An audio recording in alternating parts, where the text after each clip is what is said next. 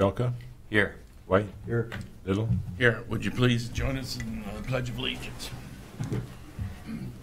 I pledge allegiance to the flag of the United States of America and to the republic for which it stands, one nation, under God, indivisible, with liberty and justice for all. Okay, item 1 is agenda received as proposed or as amended. So moved. Second. Any questions or comments on the agenda? All in favor say aye. Aye. Opposed, motion carries. Okay, we'll go into our budget work session. This will be considering all aspects of the FY20 Blackhawk County budget. Susan, we got quite a few nonprofits, so we'll just start with them and go through those. Okay. Do we have somebody for the libraries? Is that Jolene? Or Why don't you indicate where you're from and your name, and we'll get started.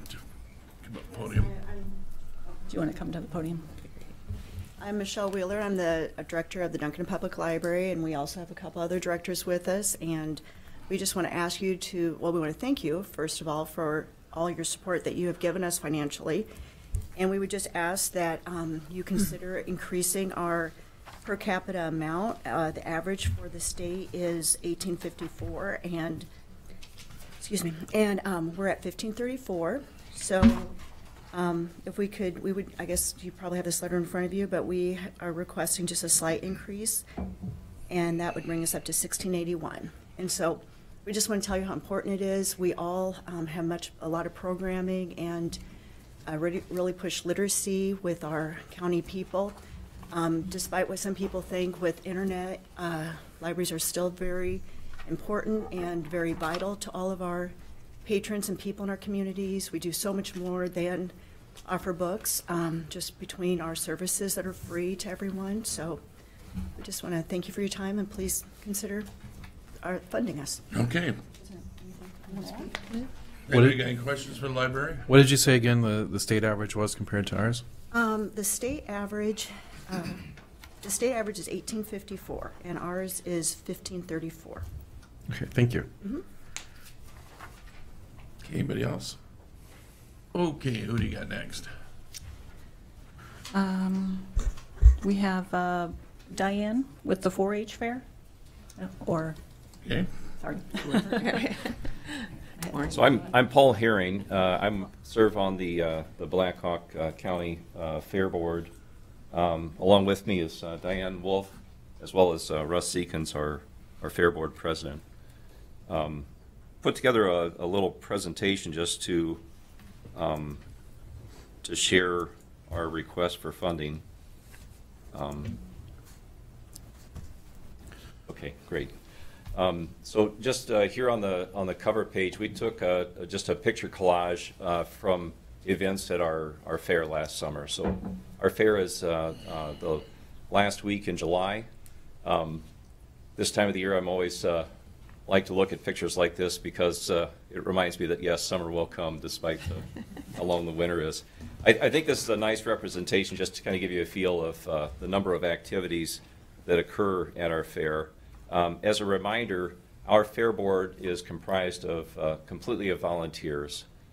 There's 25 fair board members, and there's a lot of volunteer hours that are put into putting on the fair. What I'd like to do is just walk through the agenda that I've outlined for you here, and then the last slide that I have will itemize out the request for funding.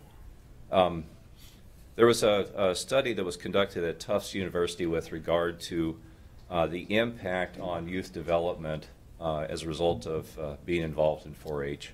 I'm not going to read every bullet that you see here, but it's a very significant impact, right? That the youth that are involved, they learn the skills to do presentations, to know how to conduct a meeting, parliamentary procedure, be involved civically, volunteering, and contributing to society. So additionally, the science programs are really emphasized with the 4-H program. This year we had almost 30 vendors come in to our STEM fair, and we had, Diane help me here with the numbers, but 350 youth 350 youth that were there in attendance. So it was just the entire Estelle Hall on the Cattle Congress grounds was just a buzz during that event. This is just a summary of different activities that we had during the fair. Now, some folks, when I approach someone that's not involved with 4-H, their very first thing that they think of is livestock. And while 4-H and FFA are involved with livestock, it's much, much more broad than that. The static exhibits, the working exhibits, those are things that kids from whatever background can participate in. There are communication contests, there's a fashion review, there's a pet show, a number of fun events planned throughout the fair just to keep the kids engaged and involved. Some things that we added this year, we actually had an outdoor movie, so we projected it on the side of one of the barns there. We had popcorn and all kinds of treats for the children. That was really enjoyable. And then the National Guard, they brought out this, the inflatable was just enormous. I mean, it must have been, I don't know, 30 feet by 120 feet. It was an obstacle course, so the kids were running through that. I had the privilege of manning that, and boy, the kids were just buzzing right through that, having a great time.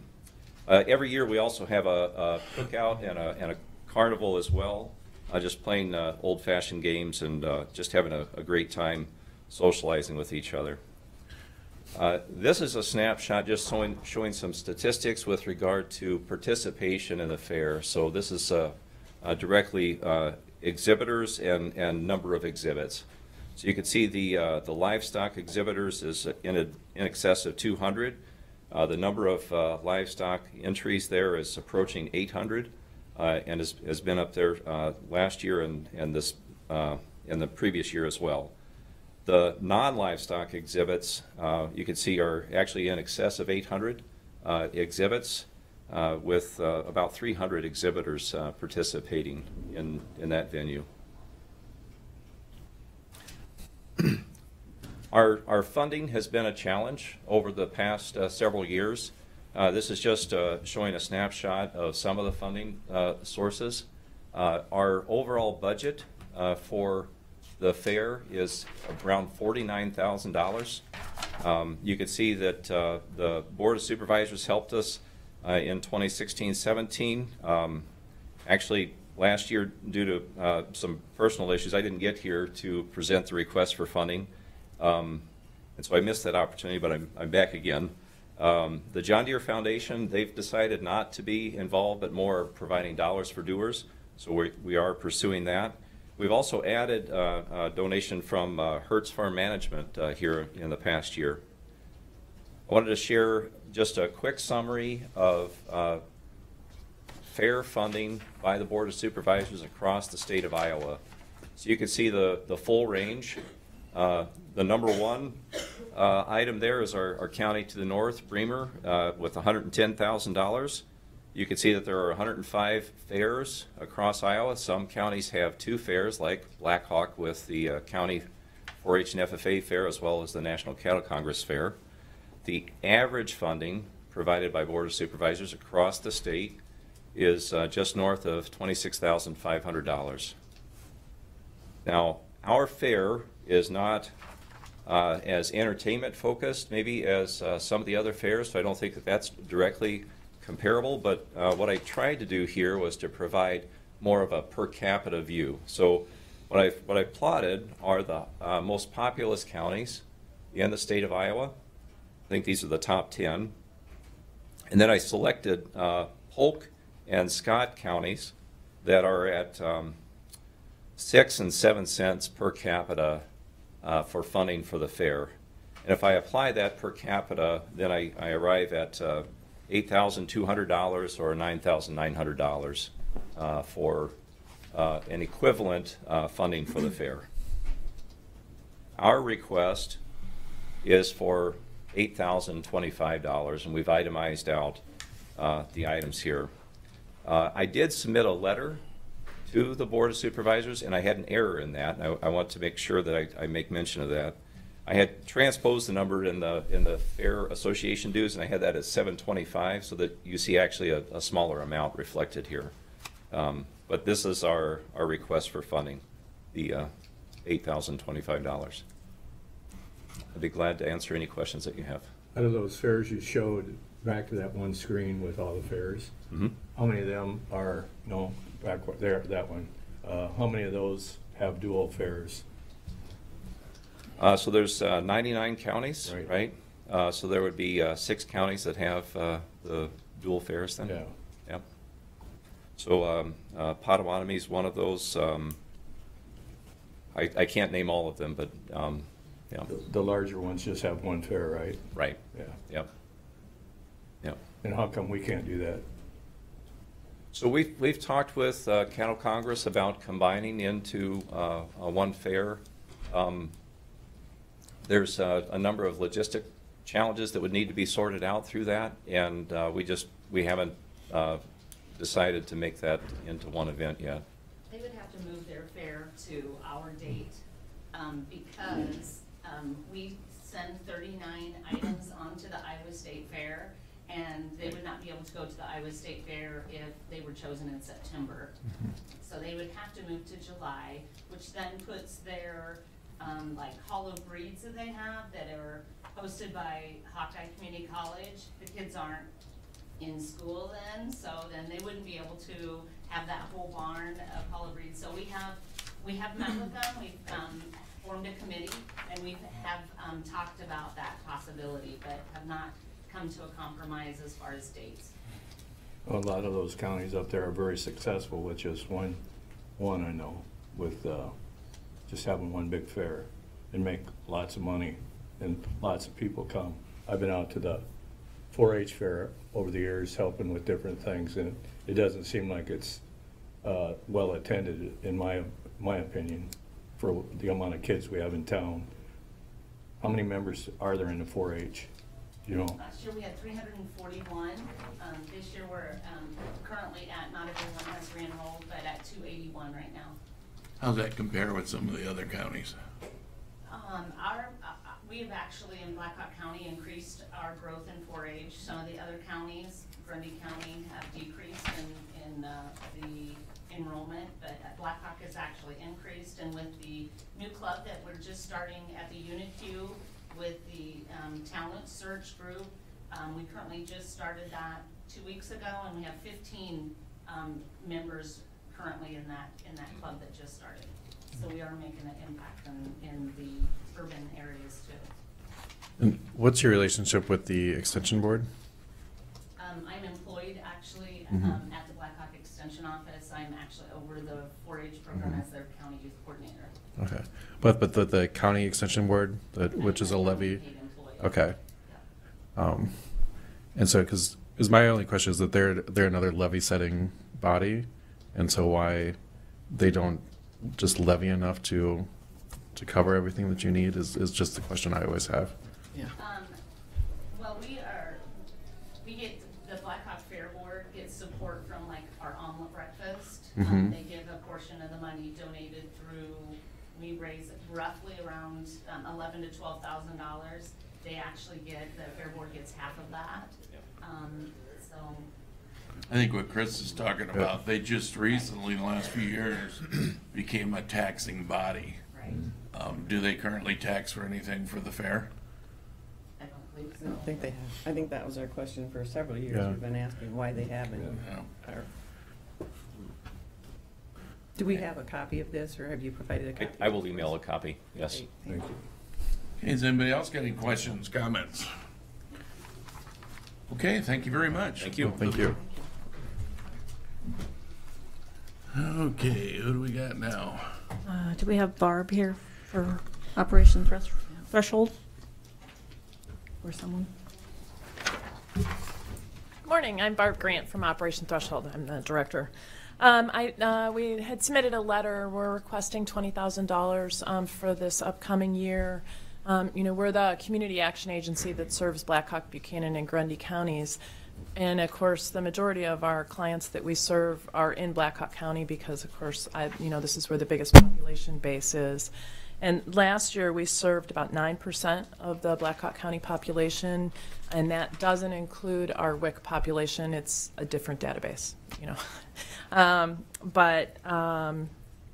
that was about that. We served 5,133 households, made up of almost 12,000 people. One of the concerns that we have or issues we see every year are people with having difficulties paying their utility bills, both electricity and gas as well as water. And, we've got federal funding, but it only goes so far. And so this would be used to wrap around that. In addition, one of the things that we're seeing are more and more people with furnace issues. And again, our federal LIHEAP program can pay to repair or replace some furnaces, but we still have some that fall through the cracks. Either the state has a limit on the amount we can spend on a furnace, and we still need to then come up with the difference. We had last winter an elderly woman whose furnace went out. It was a boiler. Boilers are more expensive. Our state limit is $3,000, and it took us a while to be able to cobble together enough funds to be able to get her heat. And that creates some really kind of life-threatening situations. And so we'd ask that we'd be able to use the funds for both utility assistance as well as furnaces. The money that we funnel through community services that goes to Operation Threshold, is that for utilities? One of the things that we can do is to help people with utilities with county funding. Your income limits are significantly lower than ours are, and the assistance limits are lower. So lots of times it'll take, cobbling together county assistance, some of our own resources, sometimes the federal assistance to try to really meet someone's need. If somebody applies for energy assistance or the LIHEAP program, the federal program, and they're eligible, there's a moratorium on disconnections between November and the 1st of April, but there's still real health and safety issues if their utilities go off and it's in April. So, if you're a household that isn't making enough to be able to meet your basic needs, it makes sense that you stop paying one bill and pay something else if you know that you're not going to get shut off. And we see a lot of people who just, there are some folks who are doing great in this economy, and then there's some people who are really struggling, and they're working hard. They're, I just talked to a gentleman this week who is self-employed, and he got injured. And so now he has never had ever assistance before, and now his lights were off. We got them back on. He needs help with his rent, and he needs his cell phone bill to be paid so that he's self-employed. And so in order to be able to, now he's able to work, but nobody can reach him to work. So fortunately, we had some funds that we were able to get his cell phone turned back on. But, he's a hard worker. He's trying really hard, and, it's one of those things. But for the grace of God, that could be me tomorrow, So anyway. Do you have any other questions? Or was your request the same as it was last year? I don't recall what we requested last year. I think the request is the same, but we didn't, we funded it, Okay. yeah. And just so you know, we last year, not including furnaces that we replaced with weatherization funds, which is another federally funded along with utility funds, we replaced about 65 furnaces, and we spent about $91,000 on furnace repair and replacements. Hey, has anybody else got anything? Okay, thank you. Thank you. Thank you. Barb. Okay, Susan? Do we have Michelle with legal aid? Michelle here.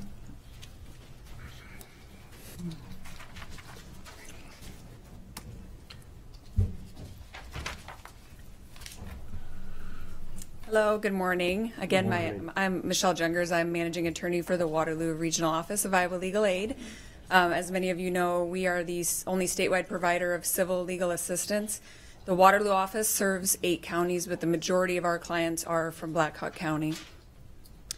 I'm here to first thank you for your continued support of the work that we do, but also to request continued funding and an increase this year to $20,000. By way of an update, or I guess to summarize some of the work that we've done with funding from the county in the past, with this funding we represent residents of Black Hawk County to help them secure alternative sources of income where they are most likely relying on the county to provide some of their basic necessities.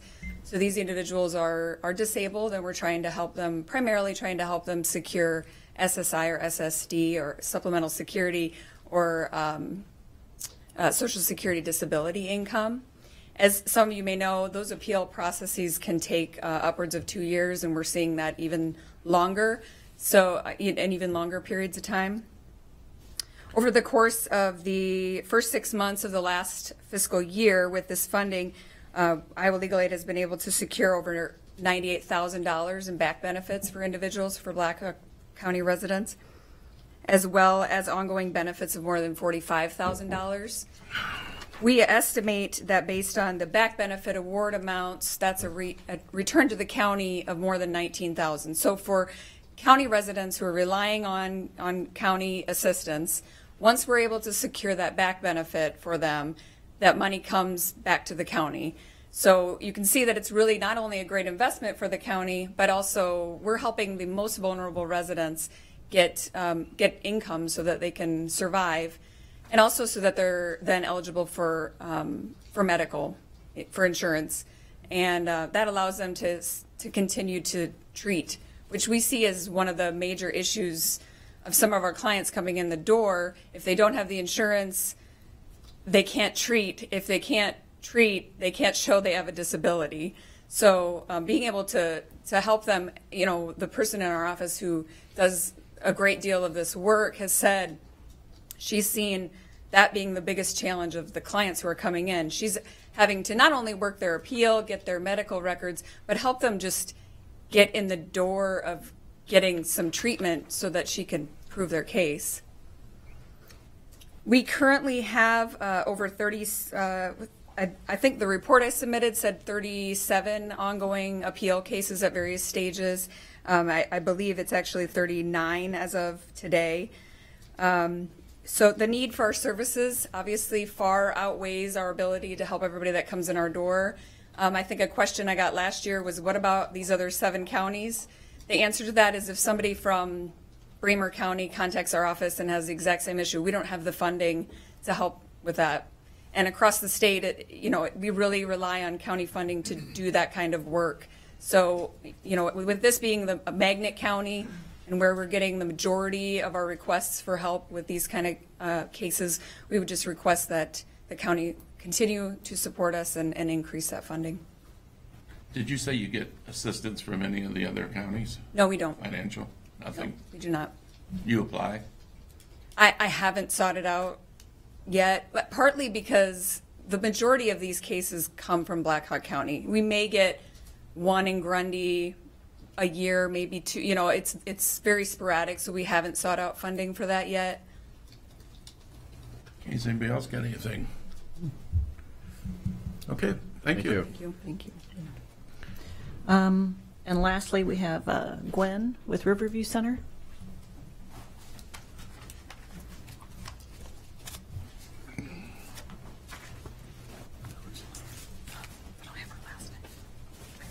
Good morning. Morning. As she said, I'm Gwen Bramlett-Hecker. I'm the Director of Development and Public Relations for really the western side of our service area, which includes Black Hawk County and Waterloo. We also have Teresa Dane with us, who is our Iowa Program Director. Both of us are based here in Waterloo. I want to thank you for the opportunity to speak with you again about some financial assistance or support for FY20. As outlined in the letter that we submitted in the past year, really the past 2 years, but even more significantly in this past year, we've seen increases not only in the number of clients that we are serving, but we are seeing an increase in the number of hours each client is needing of assistance year over year. If we look at, in the letter, it talks about the fact that we're at 75% of clients and hours served this first half of this fiscal year compared to all of last year. If you look at our service area over year, you'll see that we are experiencing about a 30% increase in clients needing assistance. What does that look like? When I say assistance, what does that look like? First, it looks like 24/7 support and assistance. Unlike other nonprofits, we are never closed. And with a very stagnant or decreased staffing number of staff members we have available, we provide crisis services 24/7 for survivors who either report to the emergency room in crisis from having been sexually assaulted, or who perhaps report to a law enforcement agency, a counselor at a school, even an employer we will get referrals from. We do have a wonderful cadre of volunteers, and we're continually providing intensive training for volunteers to be able to assist with that crisis response. But even when we have a volunteer on call to provide that response, there is always a staff person on call as well to either be able to provide backup and support for that volunteer, or to sometimes report to the emergency room as well when there is a survivor and a survivor's parent and a survivor's spouse, other people who need assistance as well. Additionally, the directors from Riverview Center, at this time there are 6 of us, who we provide the dispatch. So one of us is always also on call for the 14 counties that we serve. So if the hotline receives a call from a hospital in our service area, including all the hospitals in Black Hawk County, one of the directors is the one who receives the call and then dispatches the staff member or volunteer. So we are always on call as well. It includes medical advocacy, providing education of options and support while a survivor is receiving treatment for injury or sickness related to the assault, for education and support while they are receiving treatment for potential infection with HIV or STIs, as well as then, of course, crucial support being provided while they are undergoing collection gathering through the rape kit. It's also what our services look like. It involves legal advocacy. That involves being with a survivor if they in fact choose to report to law enforcement, and making sure they understand their options are they can or they don't have to report to law enforcement. Helping them through the process of no contact orders, preparing for court, depositions, trial, going through the Title IX process at our colleges and universities, as well as providing case updates and communication with the county attorney's office, law enforcement agencies, and being that conduit with the survivor. We also provide a tremendous amount of general advocacy as people try to manage through life after being assaulted. That can be providing locks for someone who needs to change the locks of their apartment because they're feeling unsafe or insecure. It could be partnering with other community organizations to provide them with the assistance that they need. It's surprising, about 50% of people end up losing their job or leaving a job or being dismissed from a job after an assault. And in some cases, 40 to 50% of students who have been assaulted actually end up dropping out of school as a result of the trauma. So we provide a tremendous amount of support during those times, helping survivors get back on track, get a new job, talk to their boss to keep their job, talk to their landlord to keep their apartment, whatever kind of advocacy is needed to help somebody sort of manage through the trauma that they're experiencing. Late last fall, we added a full-time therapist. She has a master's degree and is trained in multiple modalities, providing therapy for people in trauma. She's just now ready to go through her training in EMDR, which will allow her to take direct referrals from the Child Protection Center for clients. We see in our other offices that have full-time therapists, about 30 to 35% of the survivors they work with are children under the age of 12. And we anticipate here in Black Hawk County that population will skyrocket for us now that we're able to provide those services. And we also provide full-time preventionist. She is very intensely trained in being able to go to middle schools, high schools, as well as colleges, work with organizations and community partners to provide all kinds of training in sexual harassment, stalking, self-esteem, technology safety, all kinds of other prevention initiatives to help us create a society free of violence. About a year and a half ago, the University of Northern Iowa did away with their position of sexual assault advocate, and we at that time moved a full-time advocate from our office here in Waterloo to the UNI campus. She offices there and assists students from going through both the legal processes, the Title IX processes, and with all support.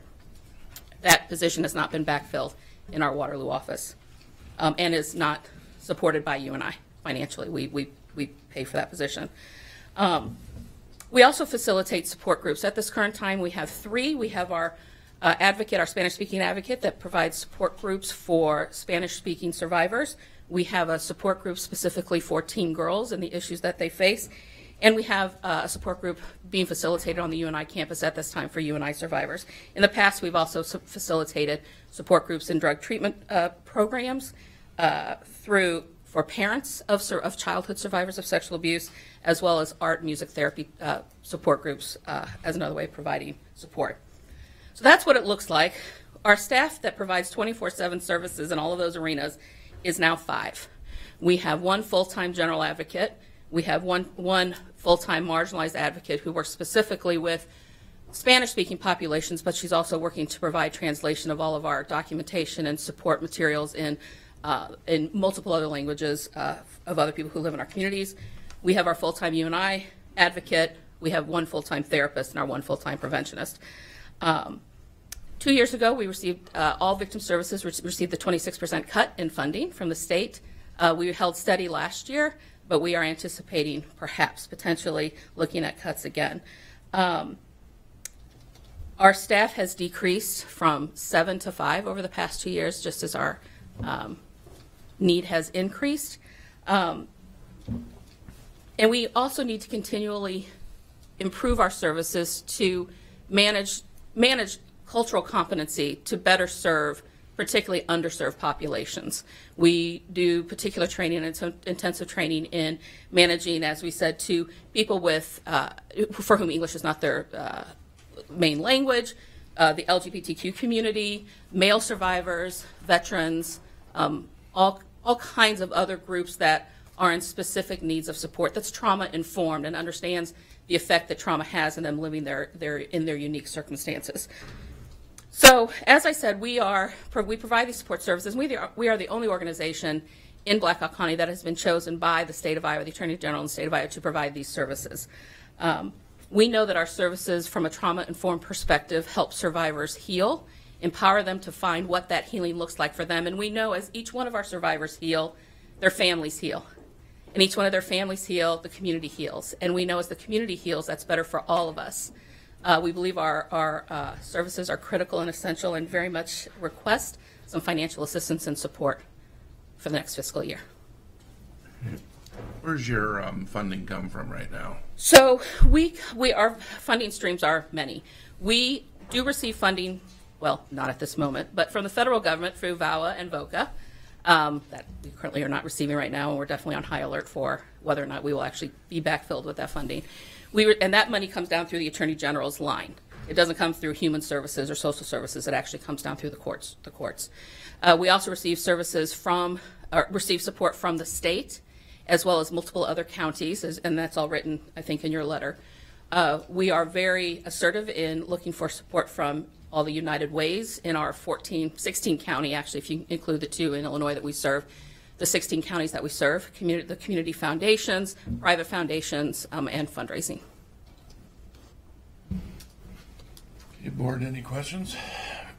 And this was a fairly new service provided in our area. It's not all that old, correct? Okay, so Riverview Center has actually been around for 26 years. Mm-hmm. Started in the Galena area and spread very quickly right after that to the Dubuque area. In 2013, the Attorney General's office, in partnership with lots of other organizations and government entities, regionalized the state. And we are the organization that was determined in 2013 that was selected to provide these services in this particular region. We took over actually contracts, though, with the Seeds of Hope. So and we even had some kind of staff transition from Seeds of Hope to Riverview Center at that time. So we've been actually the sole provider of these services since 2013. Is there anybody else? Okay, then, thank you. Thank you. Thank you. Is that it, Susan? Yes, that's all the nonprofit organizations, and I just want to thank everybody for coming today. As the board finishes their budget process and makes some determination on funding, we will notify you at that time. So, thank you. Thank you. Okay, it looks like you got DHS. Yeah. Why don't we I gotta start Take with a few them? minutes. Yeah, I didn't know if You we're don't gonna have to switch. stay unless you want to. We're gonna go into our departmental budgets now, so. And like Susan said, thanks a lot for coming today. Thank you. Take a few minutes here and then we'll get started. What's the room? I think we got more this year than we ever have. Libraries always has, but they Yeah, don't. but I mean, we had some the other day too. Oh, yeah. Good morning. Morning. I have a little laryngitis, so I'll try really hard No, to speak. that's fine. We can hear you. Thank you. Again, my name is Vicki Hendershot. I'm actually the executive officer for the Department of Human Services. Normally, Evan Klink would be with me as the service area manager, but I think some of you folks know that he made the decision to retire in July. We currently have an interim service area manager, and that is Dawn Turner. Unfortunately, she wasn't able to come here today. I did bring my counterpart, Erin Casella, who is our community liaison, with me today. I know if Evan was here, he would want you folks to have some sense of what we administer within Blackhawk County. And because of that, I have looked at some data. So for 2018, for Blackhawk County alone, we administered roughly about $21 million in food assistance. We administered about $2 million in FIP and roughly about $257 million in Medicaid payments. The other aspect of the department is also, as you are well aware, is the Child Protection Center, or the Child Protection workers. And today, in 2018, we averaged about 150 referrals each month for just Blackhawk County alone. So that's what our staff are busy doing in your community. With regard to our budget, as again in years past, I have taken a look at each line item. I've tried to make decreases where I could do that, which is pretty evident in taking a look at that comparison as to where I took decreases. The one area of increase was in that line item called interfund operating expenses. And what that is it's that portion that we pay for utilities, maintenance costs, the lawn, the upkeep of the general office. In working with Rory and Abby, because case management moved out, they've had to reconfigure percentages within the building. So our percentage of the share actually went up to a degree. So that's why you see that increase there. With regard to capital expenditures, again, we're asking to replace 3 desks or 3 workstations in our office building. We've been trying to do that in the last 4 years, so we're trying to spread that out versus doing an enormous amount in 1 year. So overall, our budget is roughly the same, slight decrease from the previous fiscal year. Questions? Board, got any questions? This is pretty straightforward, really, every year. The revenue that I anticipated, again, is the same amount that I did last year. I know that we have the potential this year to actually have an increase because we've got some projects that are going on this year that we have not yet incurred an expense nor turned in to generate that revenue, but I am anticipating that could actually go higher. Sure. I'm just happy I don't see a printer up there this year. Yes.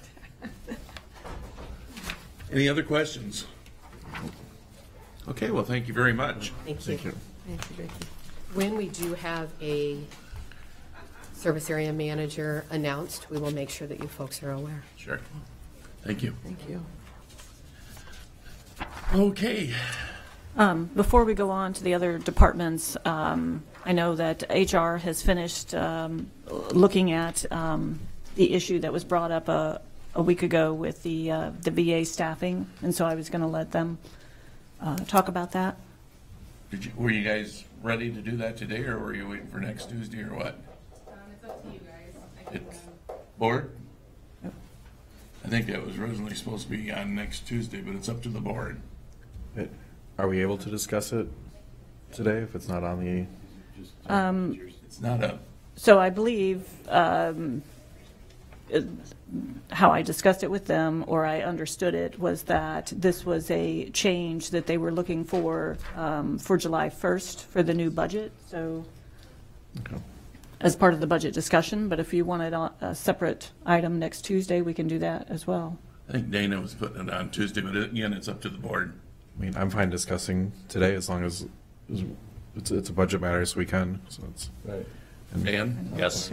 Linda, okay. Sure. We can have Did you want to, Let me give you sure, a brief summary. okay, Okay, so I was asked to review current job duties for an intake officer, part of the bargaining unit 1 contract, and a service officer, part of our non-bargaining staff. So Kevin approached me about looking at these jobs to see.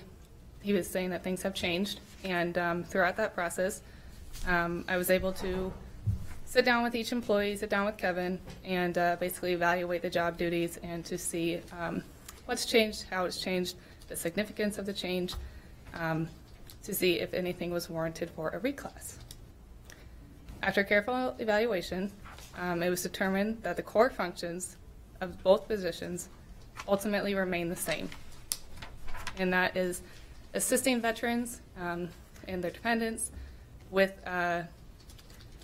basically receiving any kind of federal, state benefits, local assistance, or connecting them with other community resources. So we did revise their job descriptions. Those revisions simply made the existing duties more clearly defined. We expanded upon those, but it did not ultimately change the duties to the level of a 30% of change from the original description, which would then warrant the reclassification. So it's my understanding Kevin's contacted you all, or some of you, and he's looking to move forward without HR support. And I guess I'd like to hear from him on what it is that he sees differently from the job descriptions that I gave him on Friday, and then I can address those points.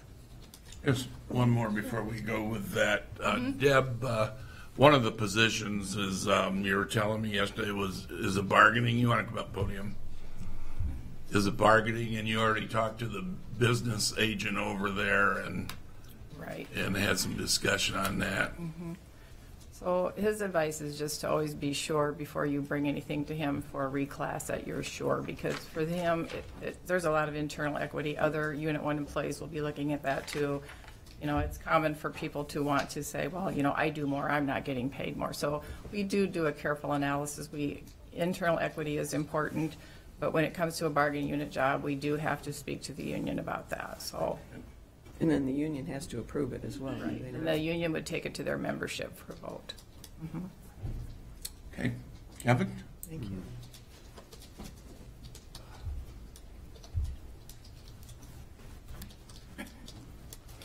Hey, Kevin, Dill, Lie. Well, we talked a little bit, was that last week or 2 weeks ago? I think last week. I can't remember.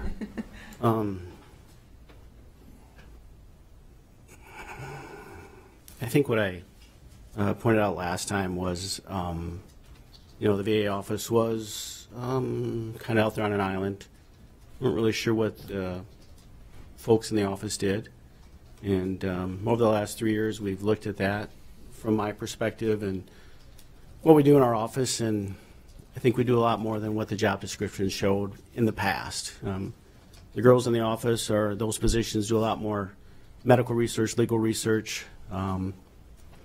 They present arguments to the court. They present arguments to medical facilities, doctors, nurses. They're licensed and accredited through the federal government to present cases to the VA. So it kind of rests and falls with them on veterans receiving their benefits, whether they're health care or compensation.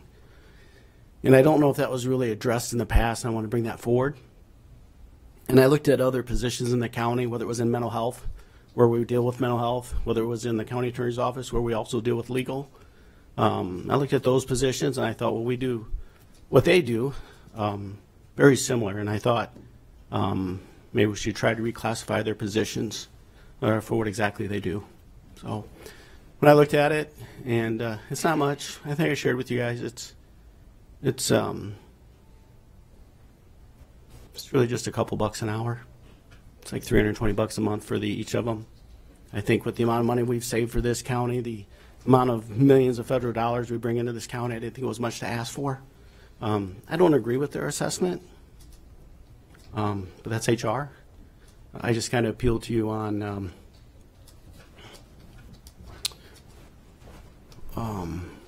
what our office has done in the last 3 years. It's not a secret. It's widely known what our office has done for the thousands of veterans in this county and we continue to do every day. It's widely known you can see for itself, it's public record, that our county has brought in more millions of federal dollars than any county in the state for the last 2 years. And these girls are responsible for saving a lot of people's lives. But they also spend, like I said, a lot of time doing medical research, legal research that was never really part of their job descriptions before. And I want to bring that out, that they do work with Title 38 of the Federal Code, the M21 Manual of the Federal VA, Iowa Code 35B. They meet with people well above their pay structure every day, whether it's administrators at nursing homes, whether it's CEOs of companies, whether it's judges, lawyers, doctors, CEOs at Allen or Covenant. These guys meet with those folks and they discuss veterans' claims and advocate for those veterans. So before I left, I thought, like I said last time, every day Michelle and Stacy and I improve the quality of lives of thousands of veterans in this county. And I just wanted, before I left, to improve their quality of life. And I didn't think it was much to ask for a couple of bucks, as much as we bring in, as much as we saved. So. Okay. Thank you. So, Amanda? So, question for Amanda. You didn't think it met the 30% threshold. What percentage would you say it has changed then? I mean, it honestly hasn't changed. It really has not changed, hardly at all. Kevin referenced legal and medical research, and I want to talk a bit about those terms. So, I met with both Brian, our county attorney, and I also talked with Nafisa in public health to kind of get a better understanding of what those terms mean and how it relates to the jobs that they do or their staff does. So legal research is really the kind of work that we asked Pete Burke to do, Mike Trinan. But you're asking a question that you're not sure on the grounds, is it legal, or I need clarification before I move forward. They're acting as a counsel, as an advisor. I did have concerns when Kevin brought that up, because I asked him, I said, do you run that by legal? And I couldn't find any true evidence that the kind of research they're doing took it to the level where they're advising on a legal basis.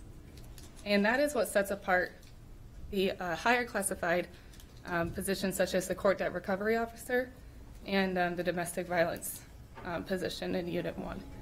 So, so that's really kind of legal research, and that's where I felt like, yes, they may refer to the federal regulations, the laws, to help assist veterans to get benefits, but they're simply prescribing those laws, those regulations. They're not standing up, to my knowledge. I couldn't find where Stacy and Michelle were going to court on behalf of a veteran and standing in front of a judge the way our paralegals do, the way our court debt recovery officers do, the way our mental health advocates do. So that's legal research.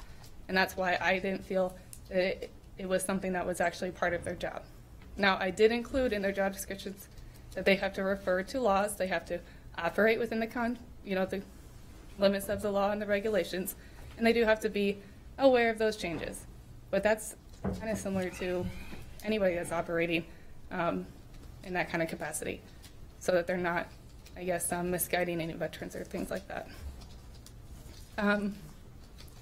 Okay, medical research. So medical research really comes in three forms. It's primary, secondary, and tertiary. Primary medical research is like clinical labs, clinical studies. You're in a lab, you're doing all sorts of testing. I don't believe they do that. Secondary medical research is medical professionals writing articles, publishing articles, and interpreting findings from the primary research. And then there's tertiary. That's like referencing an encyclopedia. So at the minimum, he referred to a manual.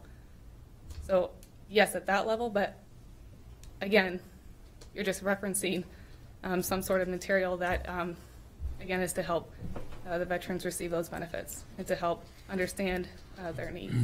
So I cautioned medical research, legal research. I just don't think it, I don't believe that that's the kind of work that they're actually doing.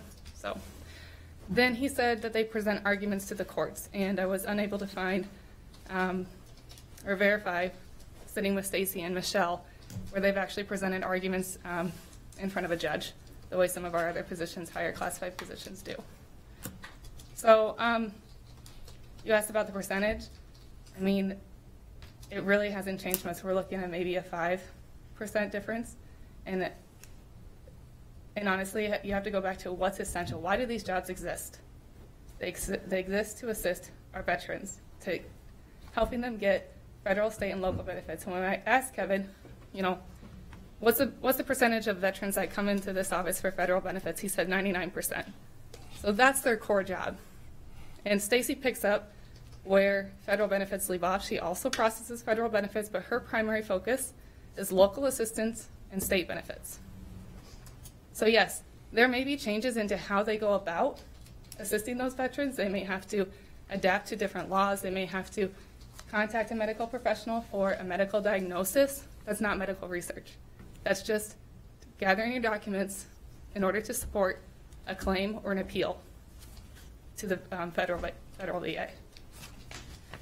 So I guess, you know, one thing to kind of keep in mind, Kevin said that he looked at other job descriptions outside the county or within the county, and I did caution him on that because that's not really the way we build job descriptions here. I generally expect that a supervisor can articulate what somebody does without having to reference other job descriptions. And, you know, we have to be, it's our job as HR to be very impartial and objective.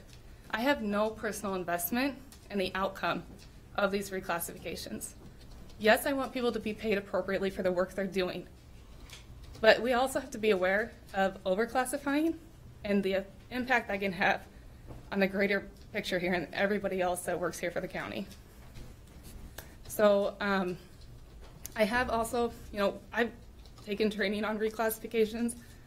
Generally, yes, there is like a percentage that we're looking at a change of duty, and usually that happens because of something in the environment. There's a change, there's a new need that we have to fill, or it's because of a reorganization. Maybe a job went away, and some duties got absorbed by other employees.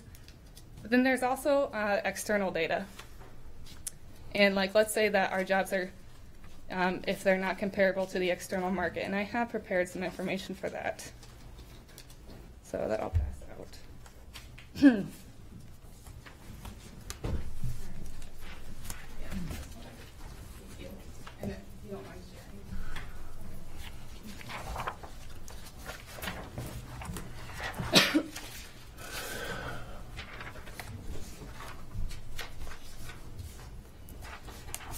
So this is a quick snapshot of our VA staff and their compensation and how it compares to our comparables. So we look at these 9 counties.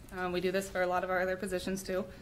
Scott and Johnson County don't have VA staff. They only have a director because they have other resources. The VA hospitals in Johnson County, the Quad Cities has a VA center, so you don't see data for them. But what I want to draw your attention to, so our non-bargaining service officer makes $44,372 a year. The intake relief officer, the bargaining one, makes $47,000 roughly. And those are both very comparable to the market. 95% to the median and 100% to the median. So I guess my question is, what is the reason beyond performance that to reward these employees? We know that reclassifications, there are two criteria that we don't use: workload, volume, and performance. We have merit steps in place with the bargaining units so that they are rewarded until they top out. And then they still continue to get across the boards. For non-bargaining, we do have a policy in place to reward those that are high performers. It hasn't quite been put in practice in a while, but it is something that we are able to do. And I just want to acknowledge that Kevin has spoke very highly of his employees and the work they do, and it is very natural to want to reward our high-performing employees. But I really caution us going about it by reclassifying someone to a higher pay grade, not on the basis of the work that they do. So I take these requests very seriously. I'm very sensitive to the potential impact it may have, not only on that employee, but also the greater,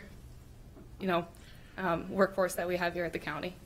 And I just kind of want this board to consider the potential ramifications for allowing departments to circumvent HR's processes and what kind of message that sends to fellow employees, department heads, elected officials, and even the public.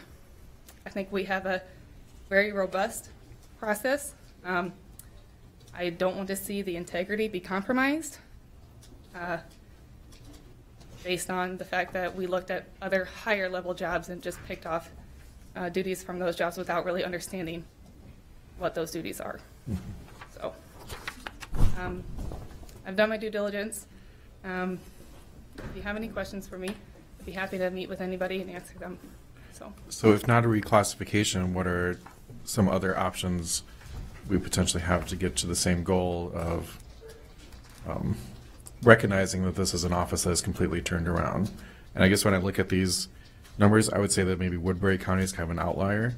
Okay. And then, so we are maybe a little bit less than 95% for those, in comparison to those counties.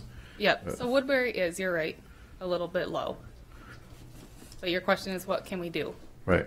So non-bargaining, Michelle is on the very low end, and she's been in that office the longest out of anybody in that staff. She may be up for an equity adjustment to get her to midpoint. I think she's about at her 3-year mark in her current role. Yeah, I guess to me, that is one job that I would focus on getting corrected. The bargaining job is a bit more difficult. That is negotiated. That intake officer has been in other similar type offices where they're providing relief to other citizens, whether it's through our youth shelter or through county social services. I think that one is fairly accurate. I don't believe there's any outliers. But yeah, it is a bit more difficult with the union unless you're going to, I guess, make a case for if that one wasn't classified appropriately. But again, based on what I've seen internal equity wise and based on the external data that I have, that one seems to be fairly in line. Can I answer any other questions? Thank you. Thanks for the information. Yeah. Sure. So as far as medical, legal, it's not fair when only spend an hour to see what we do. So if a veteran walks in our office with coronary artery disease, that veteran is rated at 30%, so it means his ejection fraction of his heart is at 50 to 70%, or his METs, which is the energy equivalency that they study, is 5 to 7, and that veteran wants to get an increase or a decrease. And we don't understand how to read lab reports or echocardiograms. We can give bad advice to that veteran, and he gets his rating decreased. It sets us up for a lawsuit. So we do more than just call a doctor. We do actually have to know what we're talking about. As far as legal, we don't stand before judges, but we write the briefs that go to the Board of Veterans' Appeals. They're there for a lifetime. We also write the briefs that go to the United States Court of Veterans' Appeals. It's there for a lifetime, just like a police officer. You write a police report, that can go all the way to the Supreme Court. That's kind of what we do. We don't just read something from Title 38. You have to be able to understand it and articulate it. That's what these girls do.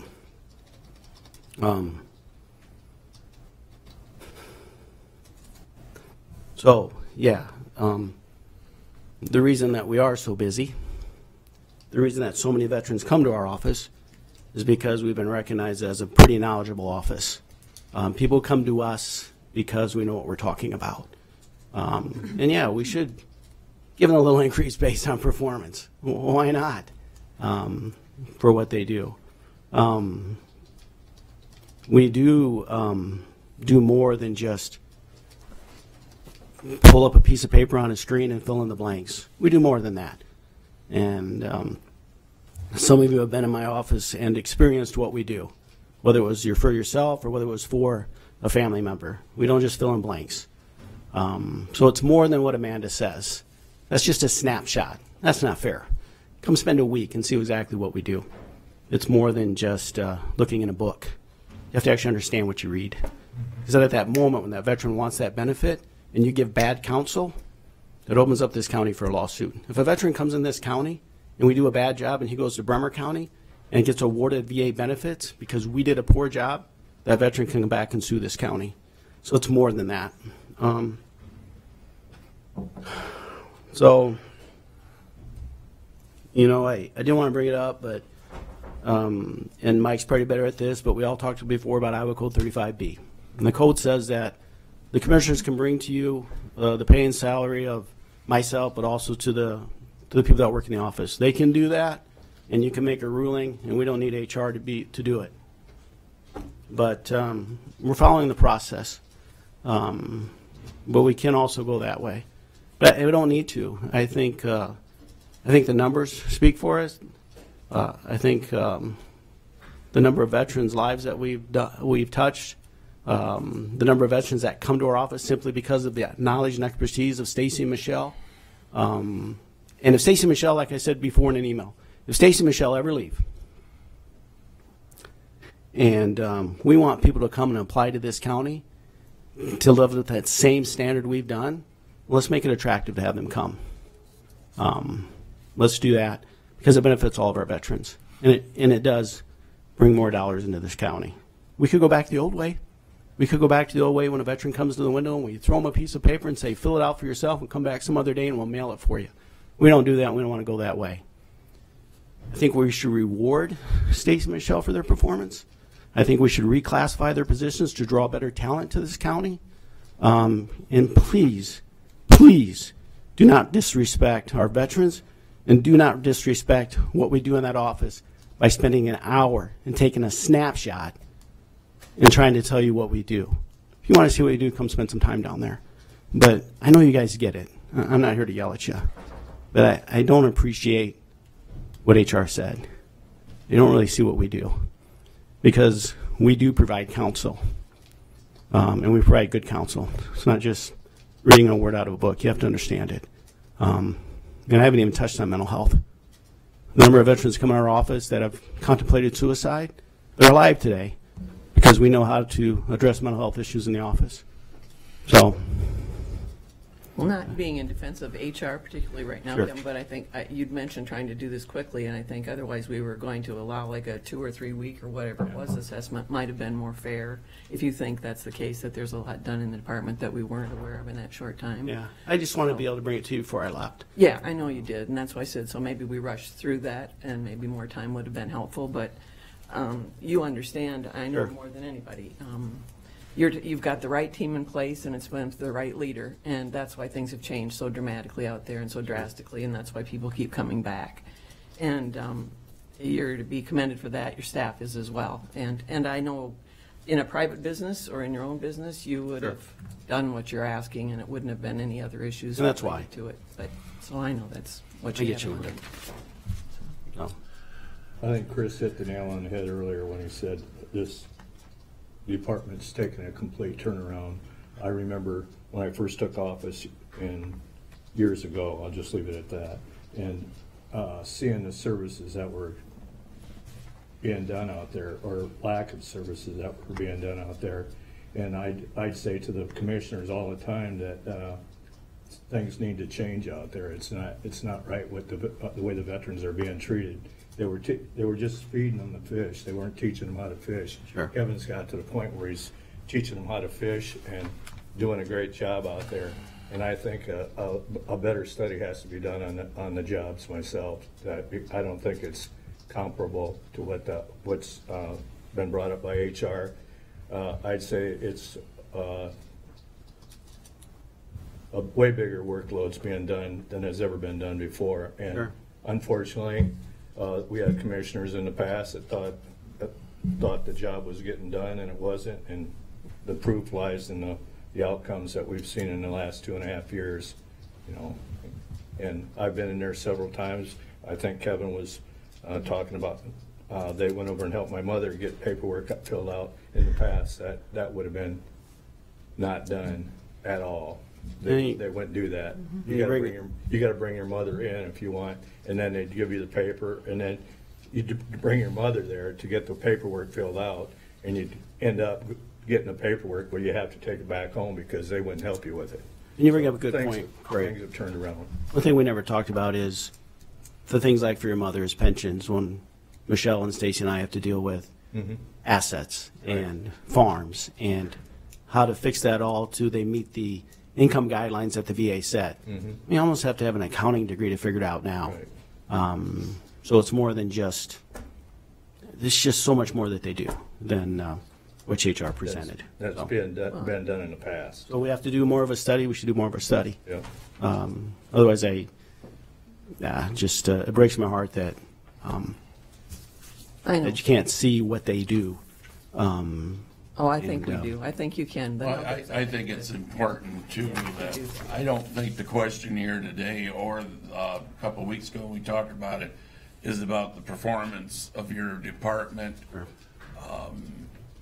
the job you're doing or any of them. We know that has increased incredibly and more veterans are being helped. The process the board is dealing through is simply what they have to go through.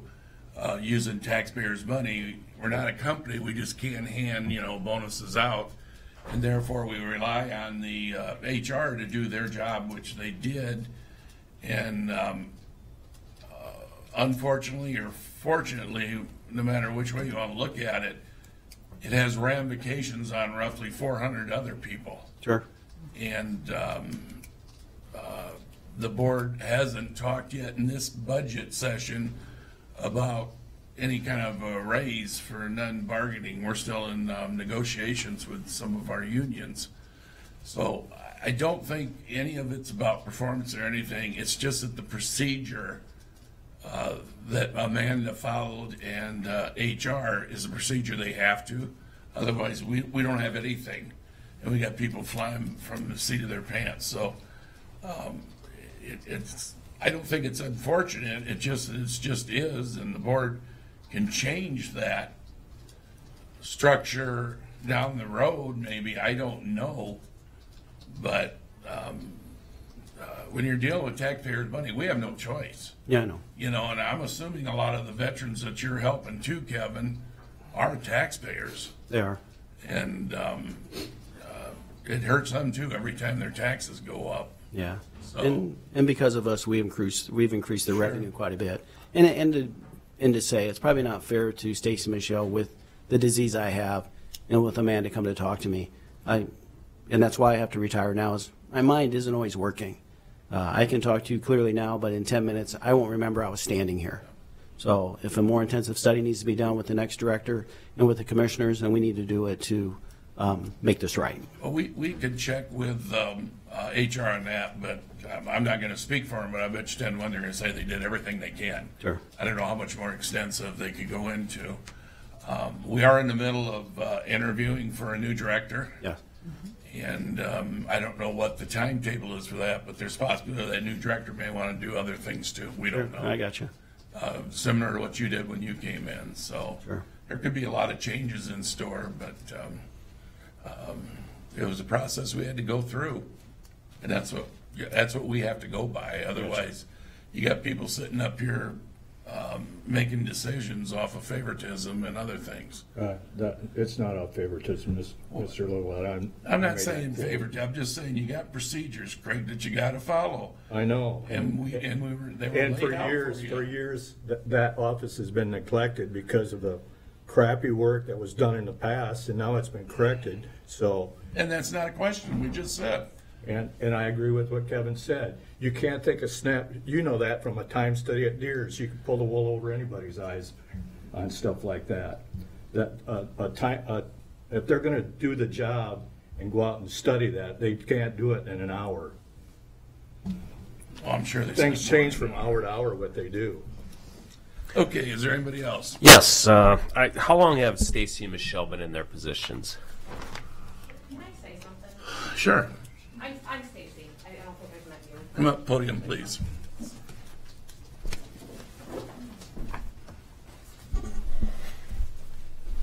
Hi, Stacy Albus, Intake Specialist, Veteran Affairs. So, and this may be more directed to Amanda. I don't know quite how this whole process works. I'm currently in my position, in my job description states that when working with a veteran, if they're in need to file for state or federal benefits, I'm to refer them to Michelle or the director. And that role has changed. And whether or not there's an increase in my pay or anything, shift change or level change of income, I am asking that that part of my job description changes. Currently, I am helping veterans file for state and federal benefits. And so I would like to see that added to my job description. Whether or not that changes, my pay level doesn't, have any bearing as far as that goes. Most of the work I do with veterans is helping them file for those state and federal benefits. And to have them come into my office, the way my job description is set up, they can tell me their story about their MST experience or some PTSD they are experiencing. The way it's written, I'm then supposed to say, well, thank you for sharing that with me, but I need to have you come back a different day and meet with Michelle or Kevin. And that's not quite how the process should go for veterans. So that's one thing, and I don't know if that's already been changed, but if not, that's one thing that I would like to Are you ask bargaining for. or the non-bargaining? I'm sorry? Are you the bargaining? Bargaining. Bargaining? Mm-hmm. And again, like she stated earlier, unfortunately, that's a union contract at the vote. Right, and that's not what the board I'm- voted on and has to negotiate any changes And within. that's not, I just think relooking at the job description, changing that piece Sure, of it is sure. an important piece. And then also, from what I understand yesterday, the business agent for your unit kind of cautioned that this is going to open a can of worms for the rest of his people in that contract, so. I don't know about He that. said, He and I had a walk little bit lightly on different that, so. I think she's just talking about at least making sure the job description changes, not the reclassification of it. And that's what she's been working on, Amanda. I can speak to that. So Stacy's existing job, before I came in and changed anything, it said she answers veterans' questions about benefits and applying for assistance. It says she interviews veterans to certify their eligibility for receiving assistance. It says it initiates procedures to grant, modify, deny, or terminate assistance, or refer veterans to other community agencies for assistance. Later on, it does say that she refers veterans to interviews with the service officer or the VA director. But she still did have some duties in her existing job that allowed her to interview veterans to determine their eligibility. She still had procedures where she could grant, modify, deny, or terminate assistance. We did make that change. We did revise her job description to say that she actually interviews veterans and their dependents to determine their needs, relief eligibility, type of assistance available, assist veterans in preparation of required forms, records, and reports, primarily for state benefits and local assistance programs, may include conducting house visits to obtain required documentation. So that's what I mean when has it really changed? So her original job description did say, yes, she interviews them to certify eligibility. Yes, she modifies, denies, grants, terminates assistance, and also that she may have to refer. And that's when Kevin said she doesn't have to refer them to us. She's accredited. She can do it all on her own. But she still was doing some of that, even in her current capacity. So, yes, we have modified that somewhat.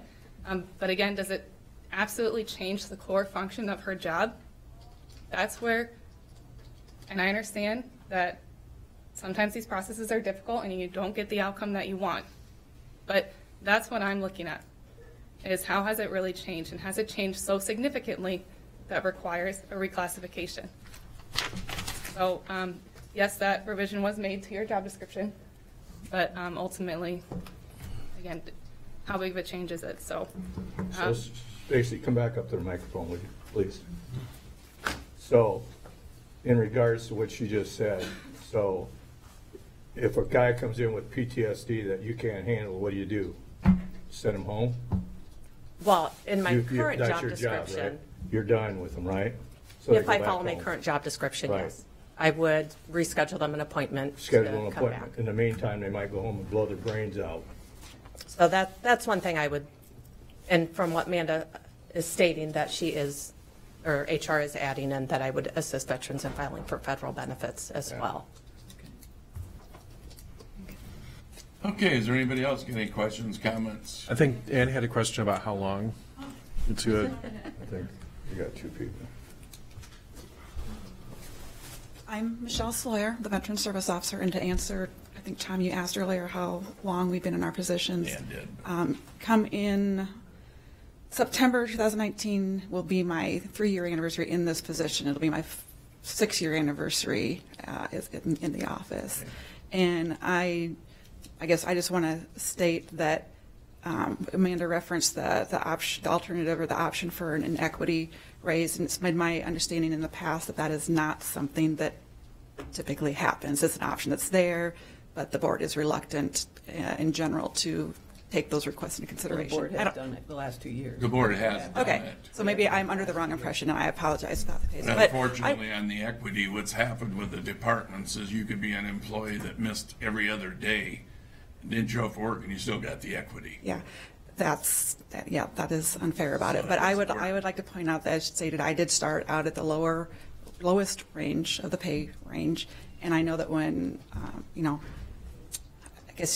I am doing 10 times more work than my predecessor easily, and I would just ask that in the future, and I don't know what the process is for that, probably a whole different process, but I would ask the board to seriously consider that option if it does come in front of you at some point in time.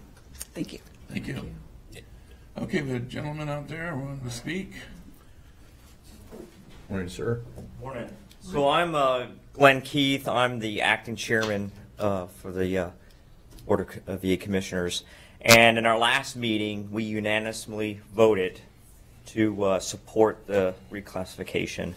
And as outlined, we did check the assistant attorney here and county attorney. It is outlined in IO code that we present our recommendation of the compensation for Kevin or for the director and the employees in the office. And I just want to let you know that we 100% support this reclassification. The advocacy role that the people in the VA office for veterans, the accreditation that's required to maintain, they're not operating under someone else's license. They are accredited to advocate, which goes, and Kevin went in great detail, but I just want to let you know that was our recommendation, and I know the HR has their process, and I know you'll take everything under advisement, but that's all I wanted to present. Thank you. Thank you, sir. Okay, is there anybody else? Yeah, and I'll try to be brief. The Veterans Affairs Department, it was not managed in the past. Yep. Kevin came, it's being managed appropriately. Michelle and Stacy, I'm sure, do a fine job. My concern is the reclassification at a union level and the ramification it has on other employees. Amanda did a phenomenal job. I've got a lot of faith in the HR department here. I think they practiced their due diligence. They did well. We're also getting a new director. I think the new director needs to weigh in on this before we take any action, because different directors have different philosophies. Kevin's done a fine job, but I'd like to hit the pause button, quite frankly. Debbie, would you be prepared to speak about what general kind of equity adjustment you might be proposing for this year?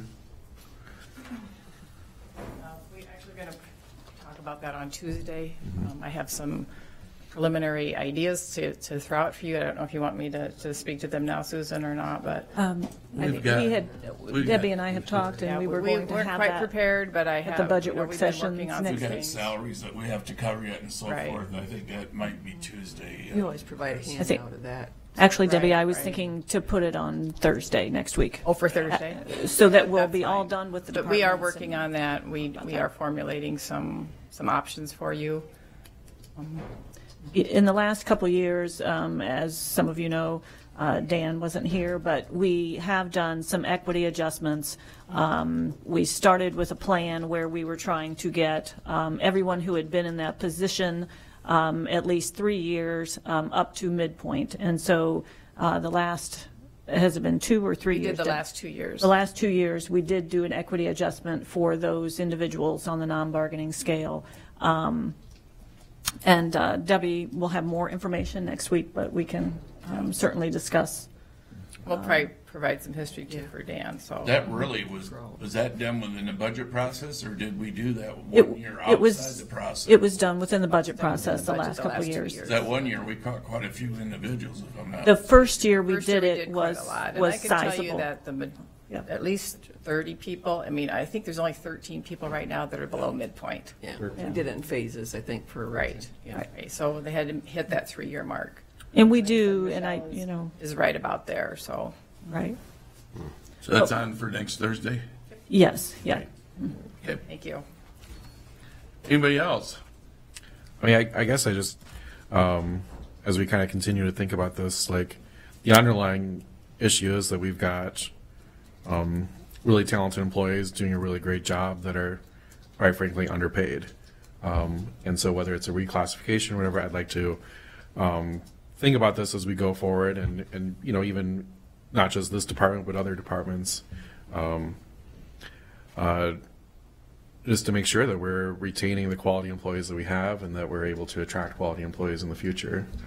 At the same time, so whether I understand the issues of the reclassification, but that's maybe not the only way of getting to the point to make sure that we're doing all we can to treat our employees the best that we possibly can. Well, bring that up because I think that's what I'm trying to help this board differentiate is that there are other avenues than a reclassification. But when we start reclassifying people based on performance and we start utilizing that as a reward system, that's a concern. Because a reclassification really should be happening because of some sort of change that happened within that organization, some sort of change, significant change within the duties, or that we're not aligned with our external market. So yes, possibly looking at whether it's a market analysis or if it's something that should have been discussed at the table with the union when we reached out to department heads and said, you know, do you have any concerns? That's the time, and those are the kind of other options that we can look at, or if it's equity, things like that. So, but I just want to clarify for all of you to get a very good understanding of what a reclassification really means. So I'm happy to continue to look at this. I know you kind of said to put it on pause, but I mean, I have spent a lot of time with them. I've met with Kevin 3 and 4 times. I met with Stacy and Michelle individually to verify the work that they're doing. I'm happy to continue doing that if that's something that the board wishes. So, thank you. Thank you. Okay, anybody else? Okay, Susan, where do you want to go next? We're going to start with the attorney. We've got some of them waiting patiently here. We still got some big ones left too, don't we? Well, we just have a few left today. I do want to make a comment.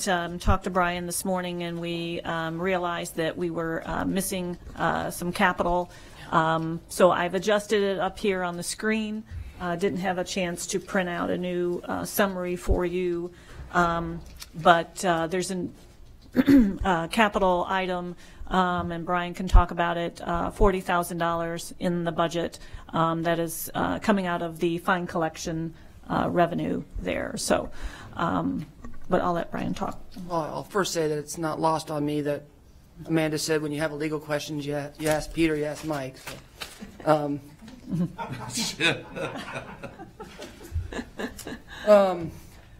So I want to start first with fine collection and the estimation that I've made with fine collection. I'm sure most of the board's aware that starting in January of last year, we went from 5 employees to 4. It's working pretty well at this point.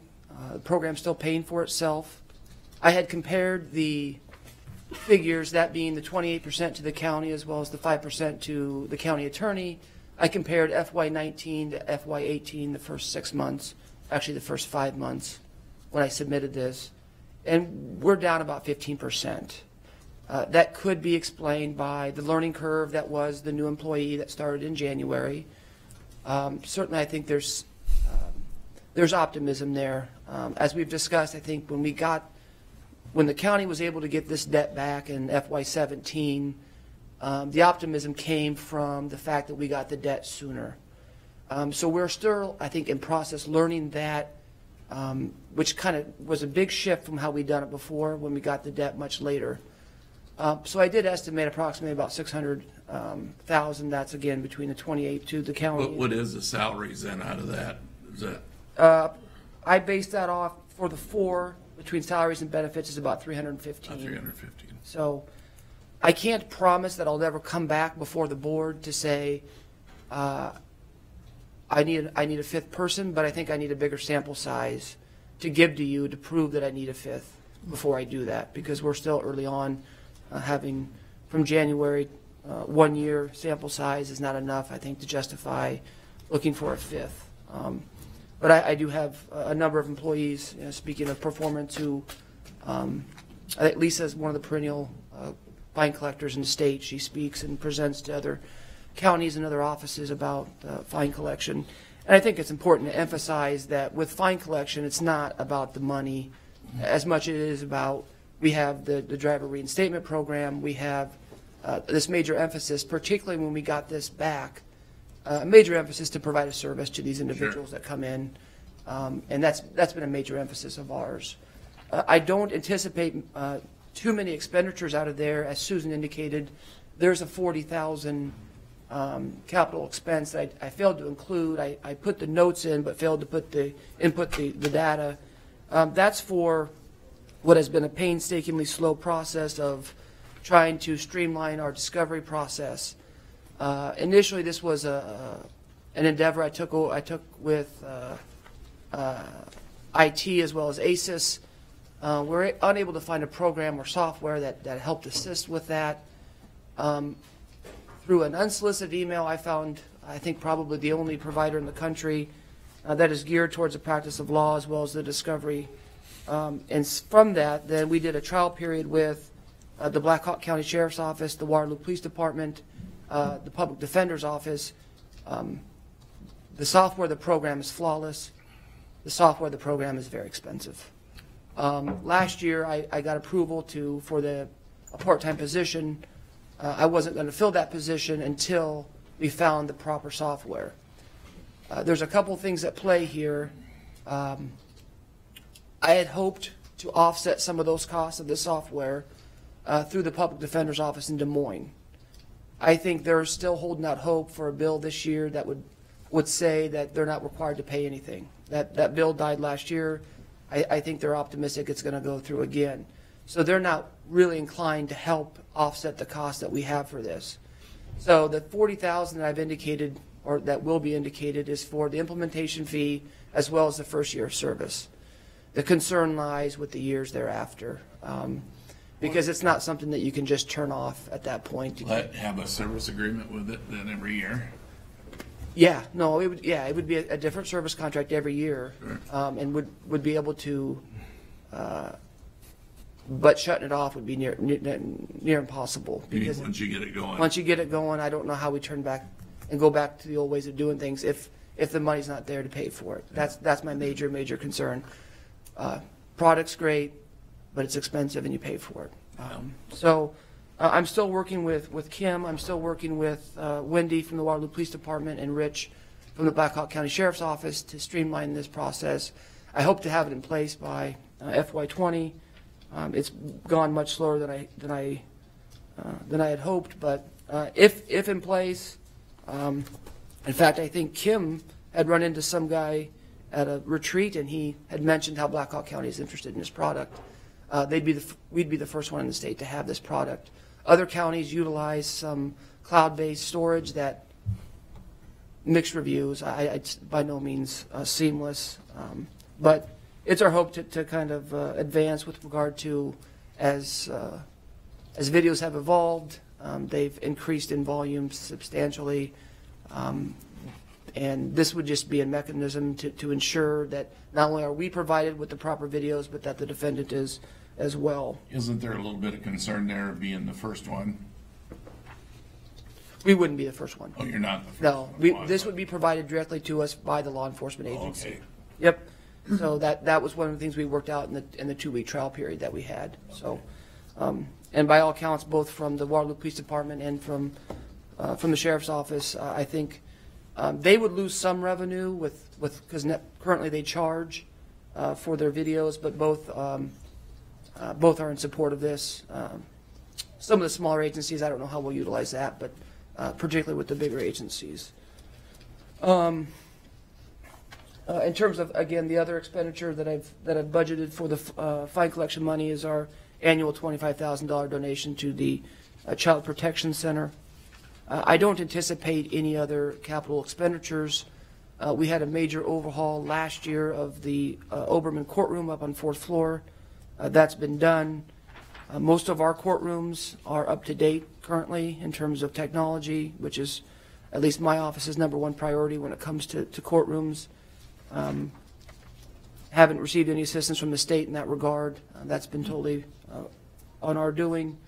But then again, we're 90% of the trials. I mean, they can call our bluff. So other than that,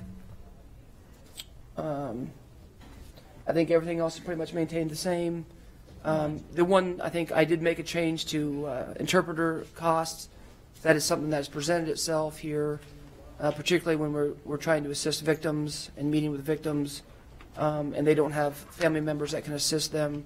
We have had to utilize interpreters for that. And then the only thing that could change too is the state's change in how expert witness fees are paid. That process is brand new.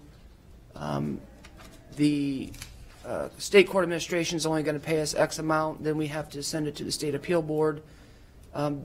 This usually is for our medical examiners that we utilize for trial, that we need to pay. Very seldom do we get expert fees from other entities, but that's certainly a possibility. So I haven't noted that yet because we still don't know how it's going to look.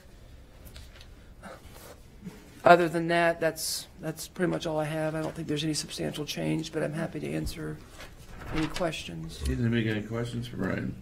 Just what do you think the status of drug court is for this year? And the I haven't heard too much by this point.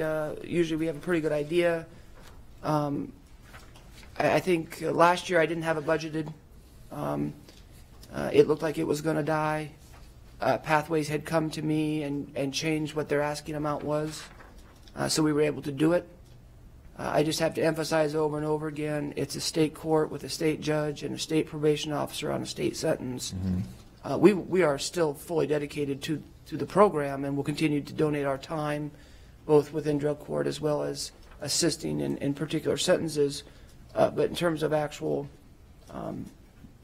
payment of those costs, I don't foresee the county doing that again, or at least my office doing that again. I'm looking at least for my 5%, probably bringing in roughly $65,000. 2 years ago when I paid for it, that was less than what I paid for drug court. So we're bringing in less. We have less. We still don't know if this debt will be gone someday, so we have to maintain a balance with that debt. So we have to be careful with it. I'm not minimizing drug court, but I paid for it. My office has paid for it the last 3 years. The state needs to pay for it. It's their court. I agree. Mm-hmm. Well, I mean, but I think it's still something that this community values a lot. And so, I mean, we're used to the state fails us all the time, every year without fail. That's the one thing we can count on, is that the state's going to fail this community.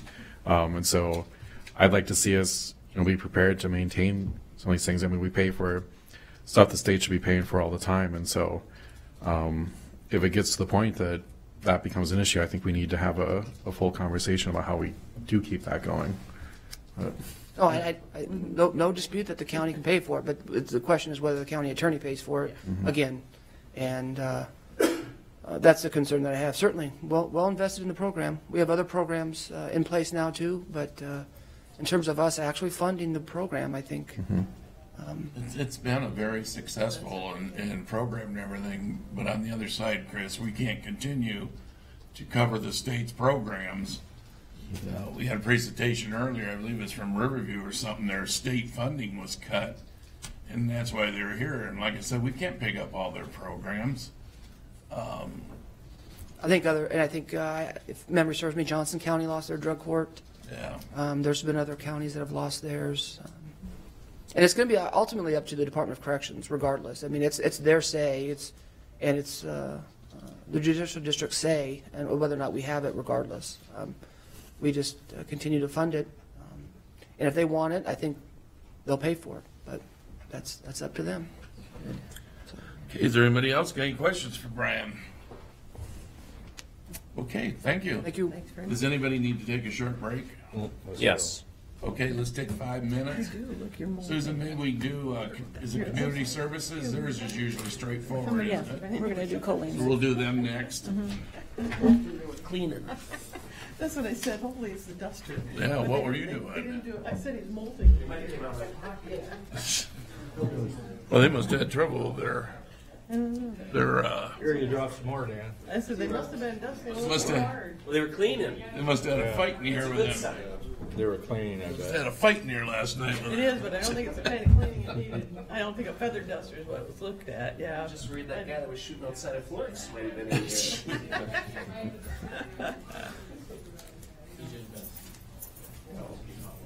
Yeah, they're laying all over the floor. I think they were dusting and it came apart.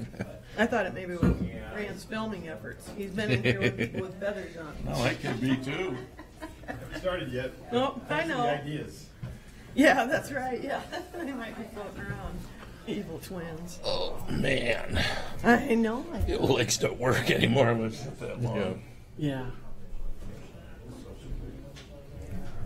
I'm always thinking too. Yeah, we've seen more nonprofits this year than we ever have, and every one of them's almost got an increase. Yeah. That's why I didn't have all those numbers right in front of me, but I said I remembered the letters. Yeah. Needs are great. Yeah. Well, they are, but that's because they're getting cut in other areas, but they can't expect us all the time to pick it up. Unfortunately, the state just keeps doing Oh. the same number. You better hope they don't make the big one this year. But the commercial, then you will be paying. I'm expecting it. Only that one, we don't have any choice. They tell us not to expect it. You know, that's what lobbyists are like. You kind Right. of don't want to show them that you're thinking it, but That's because they're gonna slip it to us. Is what they're gonna do. well, the governor's trying to be nice in a few ways. We'll see how nice she is on that. Oh, we got parks yet. Sheriff. Sheriff, yeah. You want to delay one of these till next week? Well, Wish you put the big ones on today. well, she didn't have medical examiner. Well, that ain't nothing. So His is, you might as well just write what it was last year because we gotta pay anyway. juvenile court, that's the easy one. So the sheriff and he's the next biggie, right? I think. Thanks, Tom. I needed that. And the sheriff obviously did too. Well, he said we've got a lot of big ones. I think we should wait on some, but I think sheriff's about the only one that's big. Community services really quick. Yeah, but you got conservation out there. Yeah, but they're just here. They're not. Oh, that's right. We did them. Yeah. So we only got sheriff left? Yeah, I mean, juvenile court. Get tough on him, Dan. Someone's in the driver's seat here. Yeah. That's why I said we're going to be out by noon, aren't we? I don't think that's probably ever happened. Till noon? We've gone to noon. Police chief. Oh. Tell the sheriff about his budget. That will be a first time. We'll get to see you in action. Have at him, chief. I don't know that he'd think we've been easy. Yeah, maybe it'll be a little difficult. You ain't going nowhere, Mike. You don't have something to share? I got a question for you, Billy, after the sheriff's budget. You want to talk to me after the sheriff's budget? I'd be happy to stay. No. I just thought you might be going, I wonder why he's sitting here. I did. I He just thought you were- asked Susan. He thought you were gonna present. I said, no. I said, that guy's nuts out there. Oh, I'm learning a lot. Don't you? Planning for next year. What's that? You plan for next year. That's what I'm coming out always- here is always I'm good. always laying strategy. Yeah, you gotta look and see how. There's benefits sitting out here. Where's the engineers department? They're usually here for all of them. Okay. Kathy sits in everybody. I suppose it might be busy with the roads, huh? A lot of action going on over there. Too much I bet you blowing? the rural area is bad. Too much when it blows anyway. Yeah, but I think that rural, I bet you that's pretty bad out there. Oh, I imagine it's gonna get worse tonight, it sounded like. We thank you for staying so long. That's okay. Yeah, another good program. I didn't pause anything. I'm not good at this. So. Well, we get Grant Yeah, you back should've here, looked we'll at- yeah. get Jack up, he's all right. I think we'll get going. Examiner, yeah, quick. Okay. He'll You be don't want to wait fine. for Grant? Catch up. Okay. Okay, we're back in session. All right, Colleen Shipper, General Assistance. It usually is pretty cut and dry, still is. I am requesting an increase for the first time, and I don't even remember the last time we requested an increase. It's not that significant, and going into fiscal year 21, it might be right back to where we started. We just have some changes I'll go over. That's really starting to affect it more than it was before.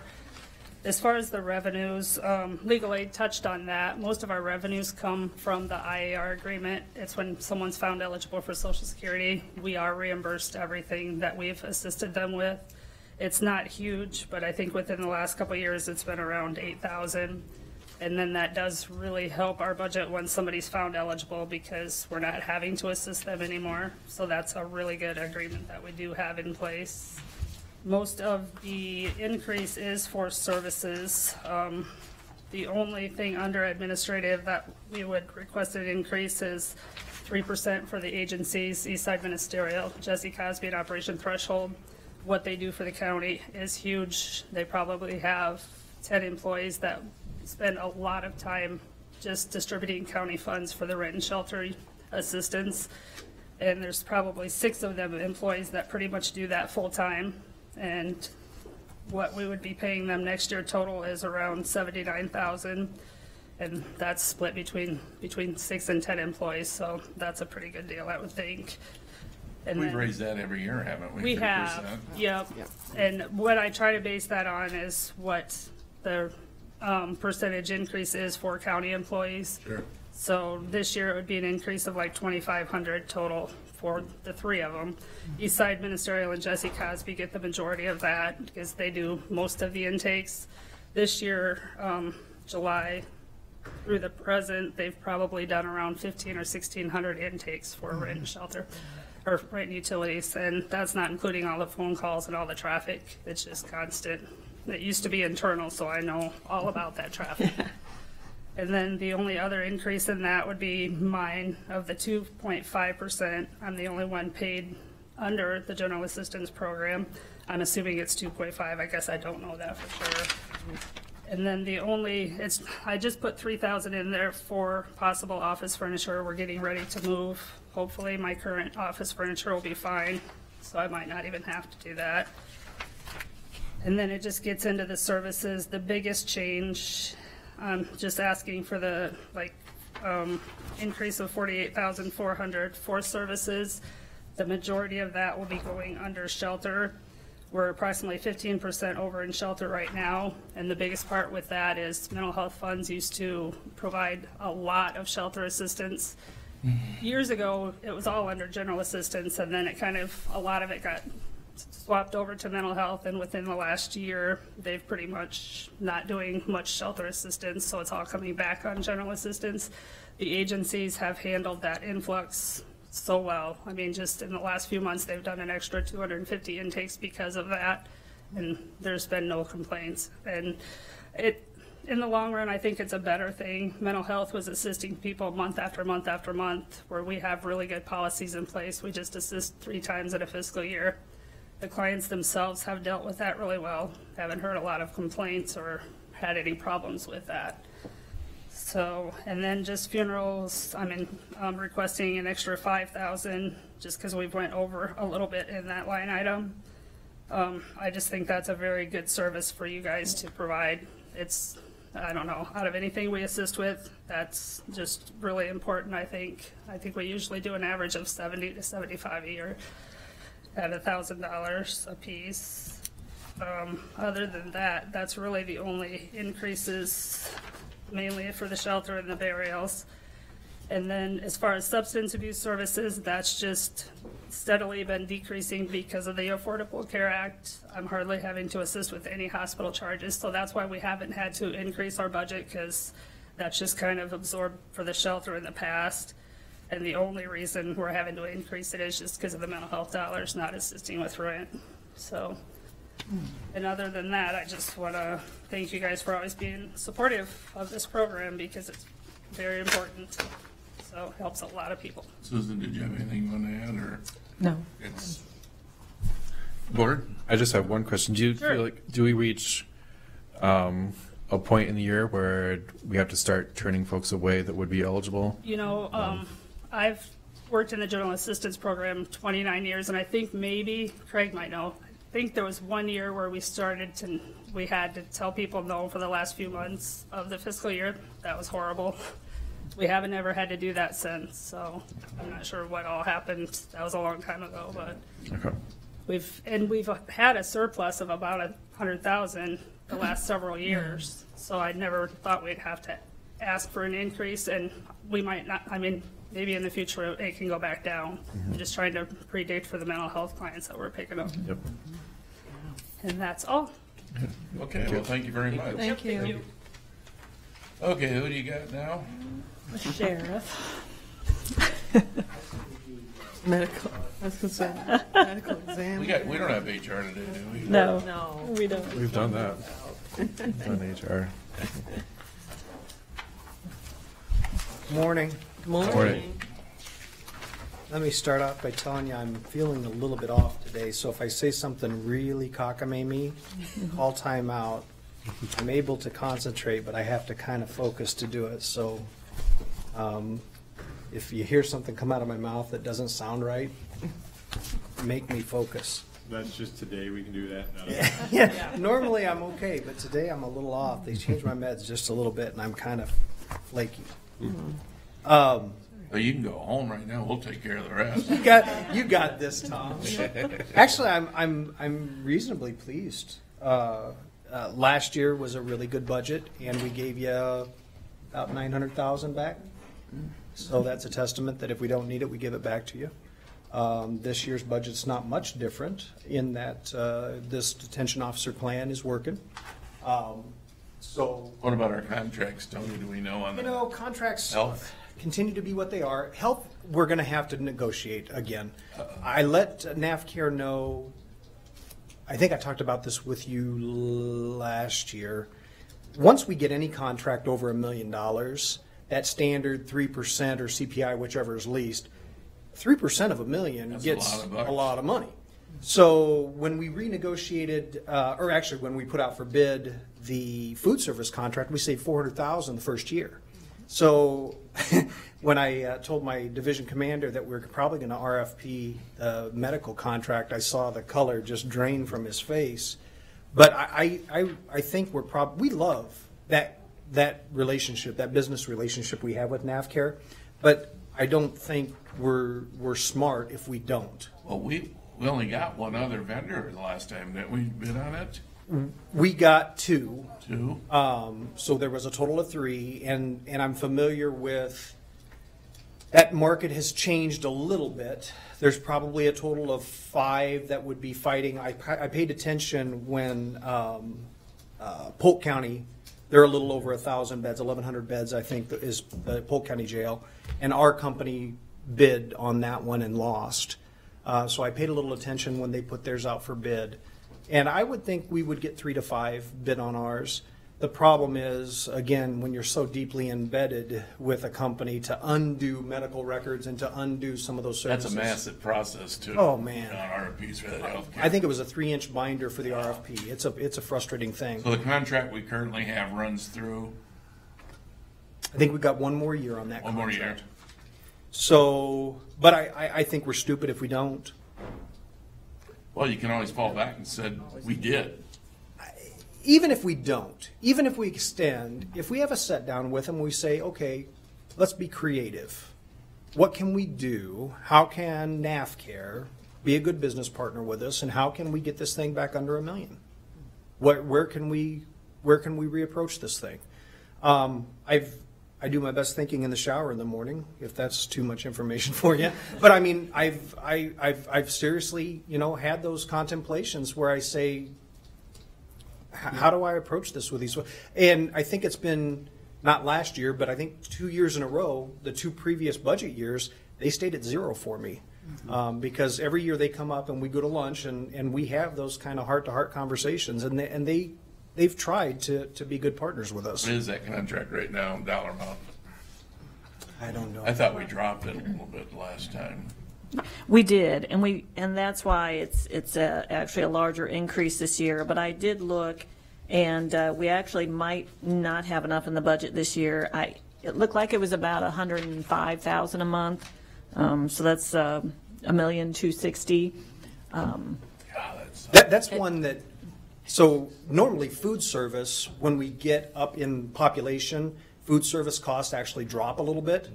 When we get up in population, medical costs go up, and so they kind of counterbalance each other. We've been overpopulated. For about 4 months there, we were actually shipping people out of county. We are at 269 this morning, 272 residential beds. We were at 269. But you've been pretty steady around all them years. I bet you've been maxed close all the time. Yep. We let a contracts. Yep. That's a lot of money. So that's one that's frustrating.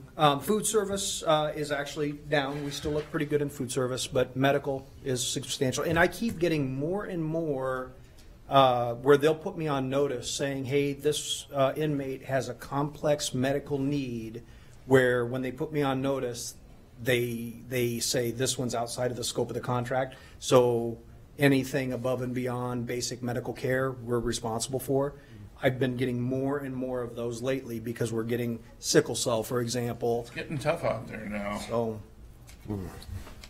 So I think we're going to see some increases there, and I will assume this spring we'll have that sit-down conversation with NAFCare Corporate, where I'm going to have a conversation heart-to-heart with them.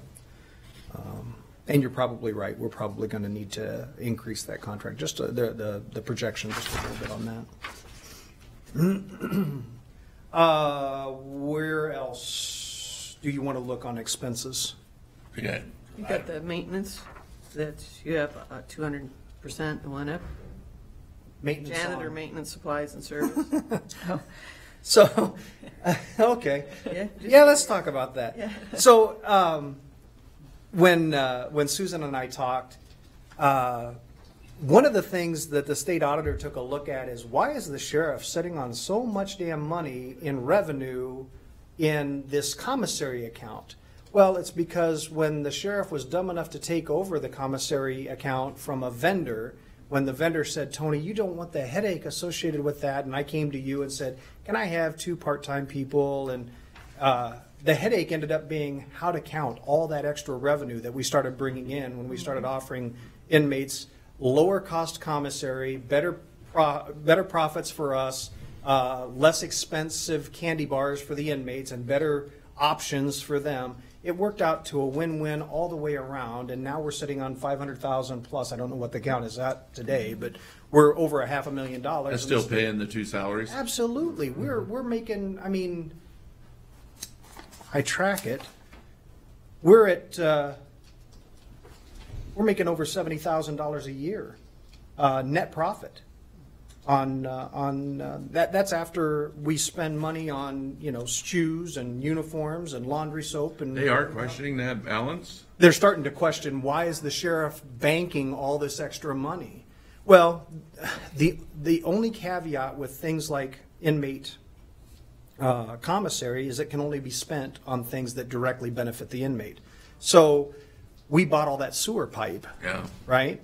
So when we start talking about Rory's maintenance budget, we collectively should be spending inmate commissary account funds on things that directly benefit the inmate, and inmates being able to poop directly benefit the inmate, right? So if we can, now, this isn't an empty hole that we can just keep throwing, you know, expenses against, because it's not a bottomless pit that just will always exist. But if we're frugal about how we start utilizing that, and we start using the inmate commissary fund to offset what we used to spend tax-based funds against in that maintenance account, I think we can balance and start supporting, better supporting Rory's maintenance of that building. Would that pay for the floor that we're starting the project on? I don't think so. I don't, my fear is when you start digging up that floor for that pipe that you're talking about in the Sally Port there. No, I'm talking about the polishing of the floors. We're doing the experiments right now. I think that experiment failed. I walked in there and I was disappointed. He's waiting for you to say something. Oh, I'm pissed off. I am disappointed. He said the guys really didn't know what they were doing. That's what it looks like to me. It looks like they didn't know, and that's, I suppose that's what you get with low bid. And that's probably my fault, because I recommended that we look at this company. Rory liked this company out of Cedar Rapids. Maybe we bring in this company out of Cedar Rapids that has better experience and we try again. But yeah, absolutely.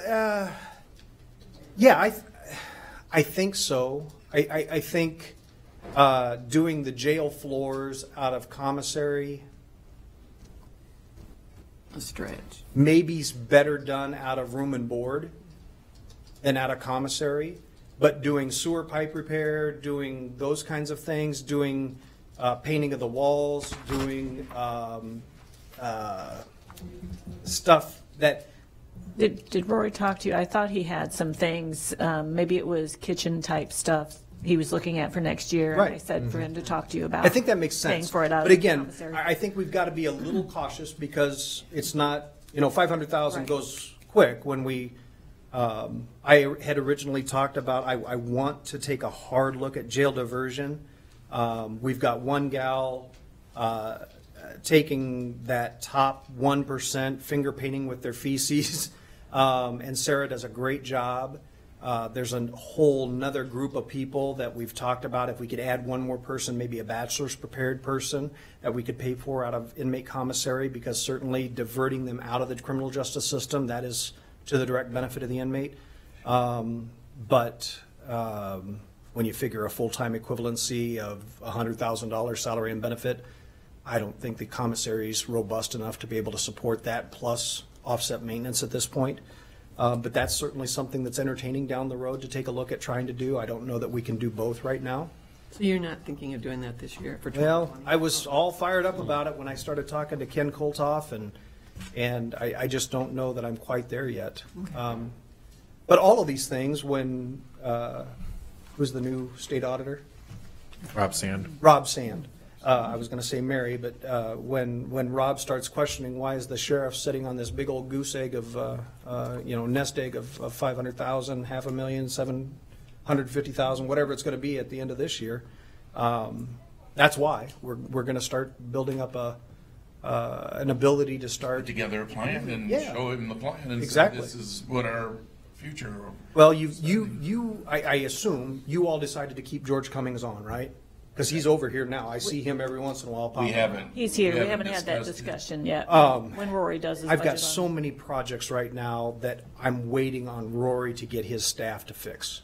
There's a laundry list of things that have just been triaged that I'm waiting and waiting and waiting to get stuff done over there. So I hope extra hands make that happen. So if you're making that investment and I can come behind you and say, I can help fund getting these projects done, then it's a partnership that works, and I've got the money to back it up. Who did we have over there before George? Was George, yeah. I've just had two. Yeah. And between people getting sick and people's family members dying and Vacations. other things and, snow days and whatever else, we're just not getting stuff done. And there's enough work for 5 people to get stuff done over there if we can get her done, so. So back to this diversion program or position, like that's something I'm definitely interested in funding sooner than later. So you don't think it's possible you'd be ready to include If that I in was this going to year's do it, I budget? don't know that I could solely do it out of the inmate commissary account. Right. I mean, I'm interested in just because I see that as something that has the long-term potential of potentially saving money at the All same right, so time, let me too. let me walk you down this rabbit Right. hole a little deeper. The conversation I had with Ken Koltoff was what's great about the diversion program that we have now is Sarah Carter is actually a First Judicial District employee. Mhm. So she is a probation parole officer, right? She can develop probation plans that judges and county attorneys will sign off on. She actually takes them under supervision across the street. She works for me. 70,000 of her salary, basically her entire almost her entire salary is paid for by me. We pay for that out of the 40% of room and board.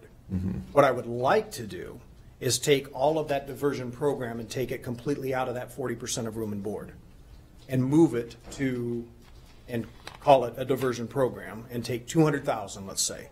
So all of her salary and benefit and all of another body at $100,000 and pay for it out of inmate commissary. So Sarah and whoever the new person would be paid for out of commissary. That new person, Sarah is master's prepared, the new person be bachelor's prepared.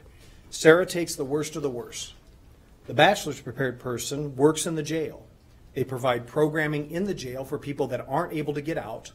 They also work on those folks that maybe aren't quite as bad, but still need follow-up care. They still need coordination with county social services. They still need coordination with community-based placement.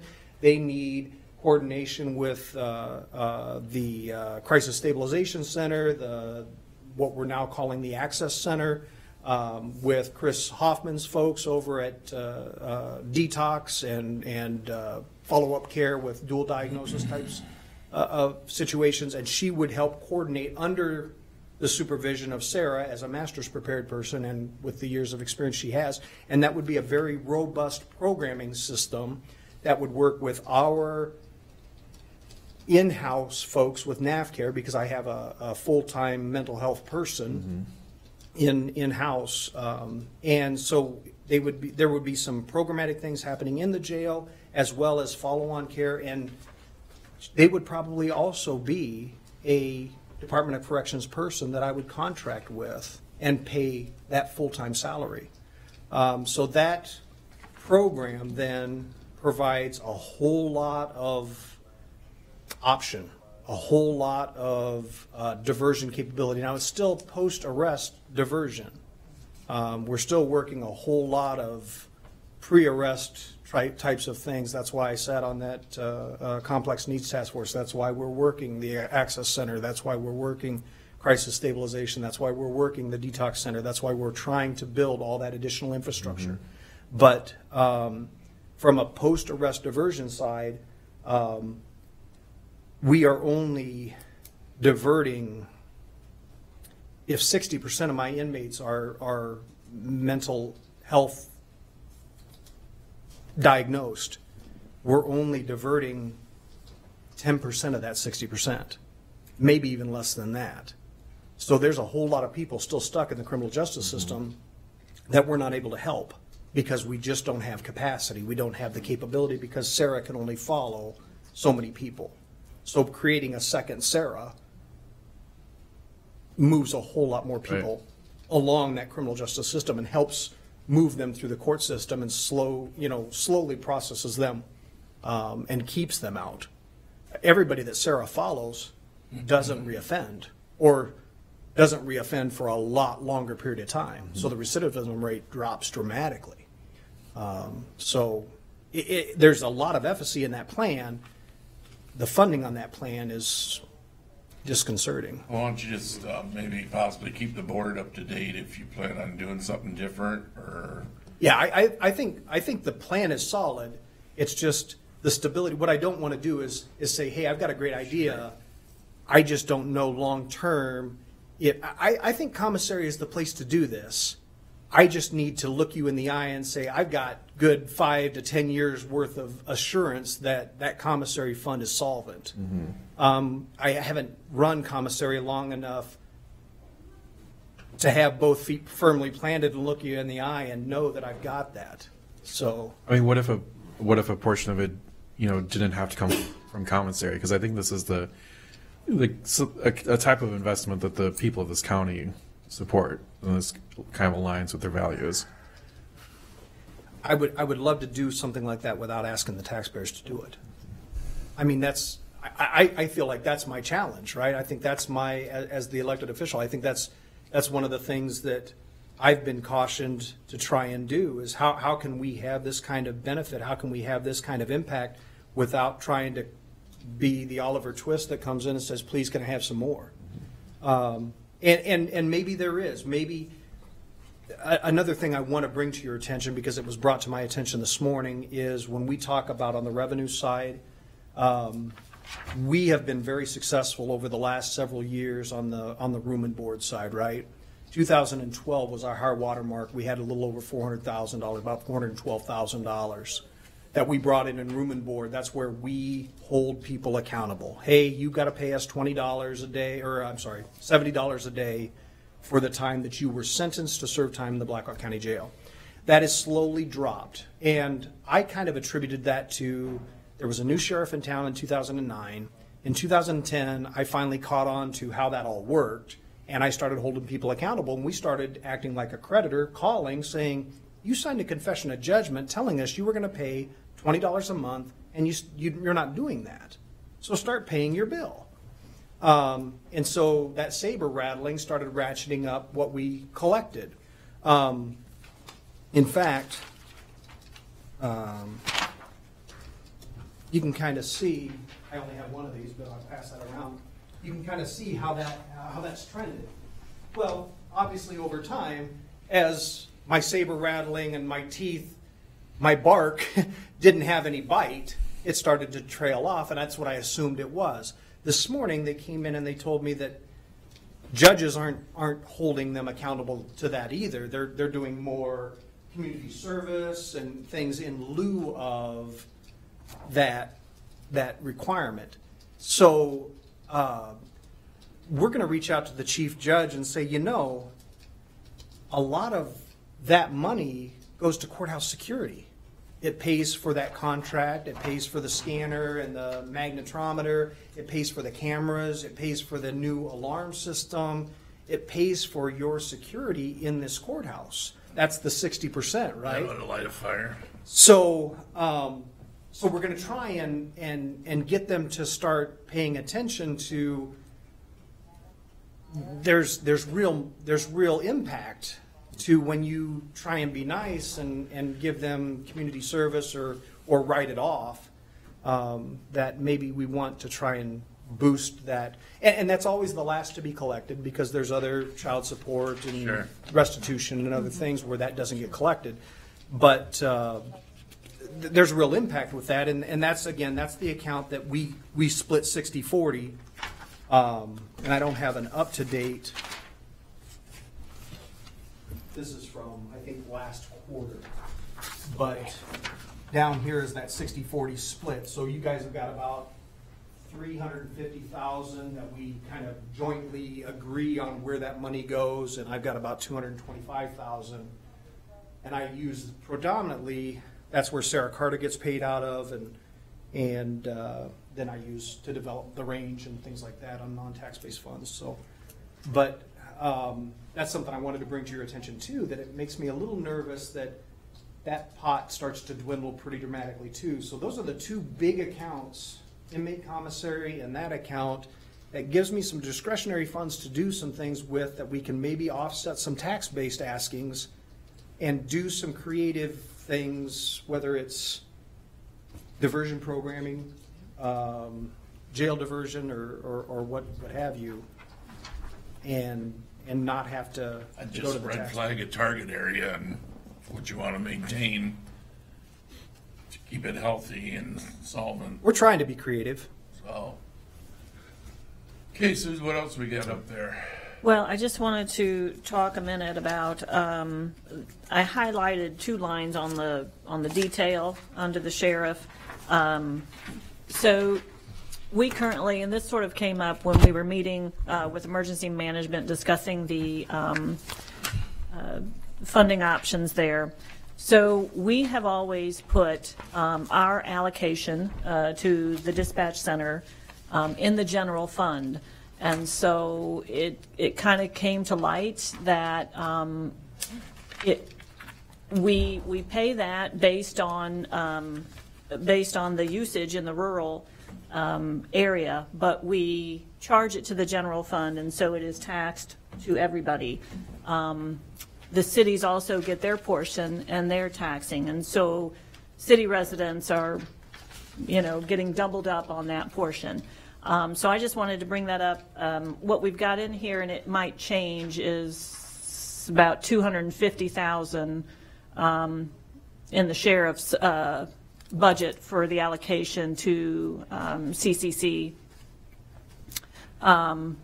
When I go to redo Judy's salaries and benefits based on what the bargaining units have come up with, that number might change.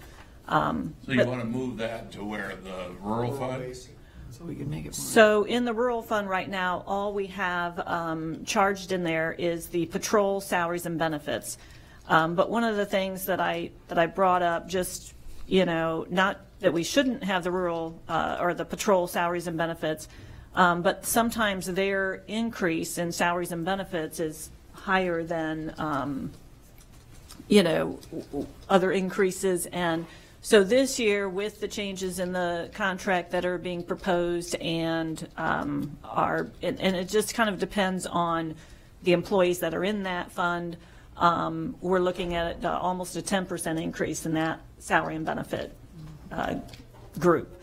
So if we put in the consolidated allocation, that would just increase that, and that is the majority of what we have that we pay for out of the rural fund.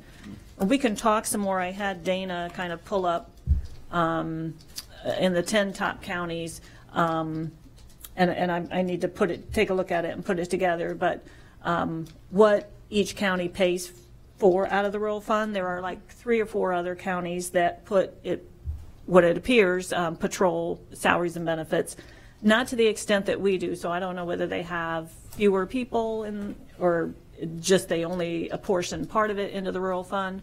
And then there's a variety of other things that are paid for out of there. So I can put that information together and let you know. I just didn't know if you wanted to have a more general discussion about what we should be putting into the rural fund. Well, why don't you put those numbers together? Mm-hmm. And I know you talked to me about this before, and it might make sense.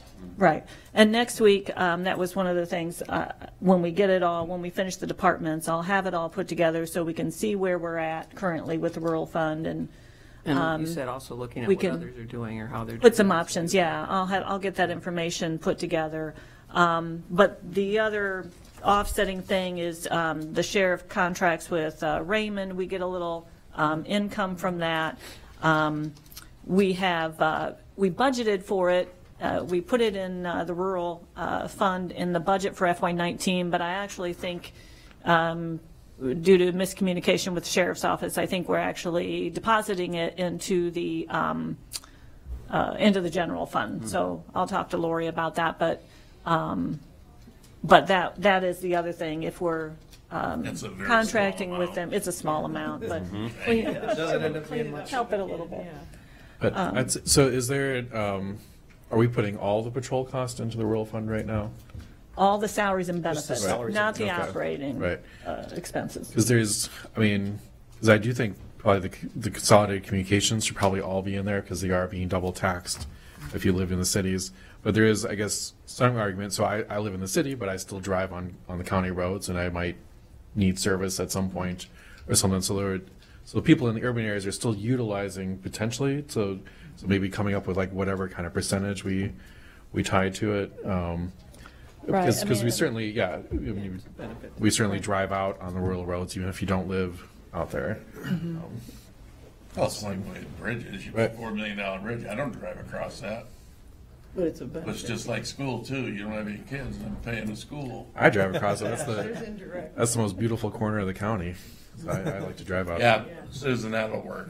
You talked about that before. What's our share for consolidated?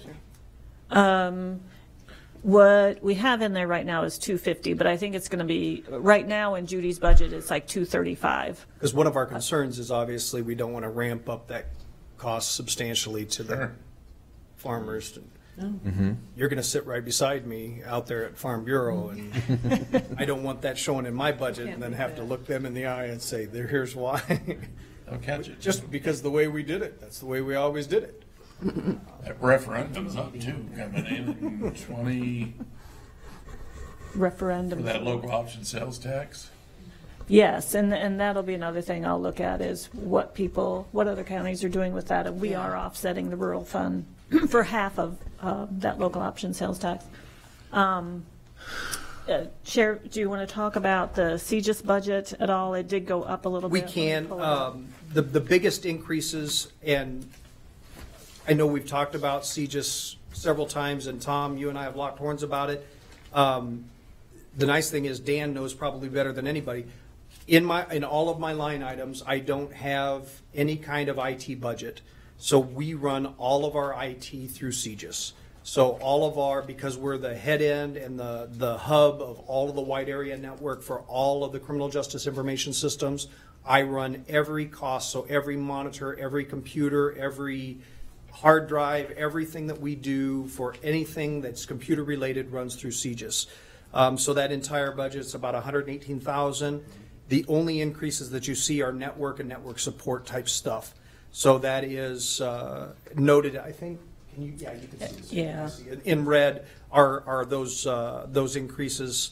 We have been, over the last 5 years, slowly migrating. We are building a complete second system, and have been over the last 5 years, over at Cedar Falls Public Works, at their building over there off of Hudson Road. And so that is a complete, total backup. And we have I was going to say fiber, and I think it is, but maybe it's a T1 line, direct dedicated, and we back up everything there. So if we ever have a problem downtown here, everything is backed up there, and it's an identical system to what we have. What I cannot do yet, but will be able to do in the next year, is completely flip the switch and run off of that system. Does that make sense? Right now I can completely back up my stuff, I just can't run off of it. So eventually I'll be able to run off of it as though I was sitting here out there. But to be able to redundantly back that up off-site took me 5 years to get there. And that accounts for some of that software support, some of that hardware support, but again, just like Brian was talking, that's the cost of doing business too. As you build bigger, greater networks, that just is what it is. I've been chasing that budget for 15 years. Well, and what you see is everybody contributes what they contribute. We contribute the greatest amount because we have the most robust system, and that's how we fund our IT infrastructure.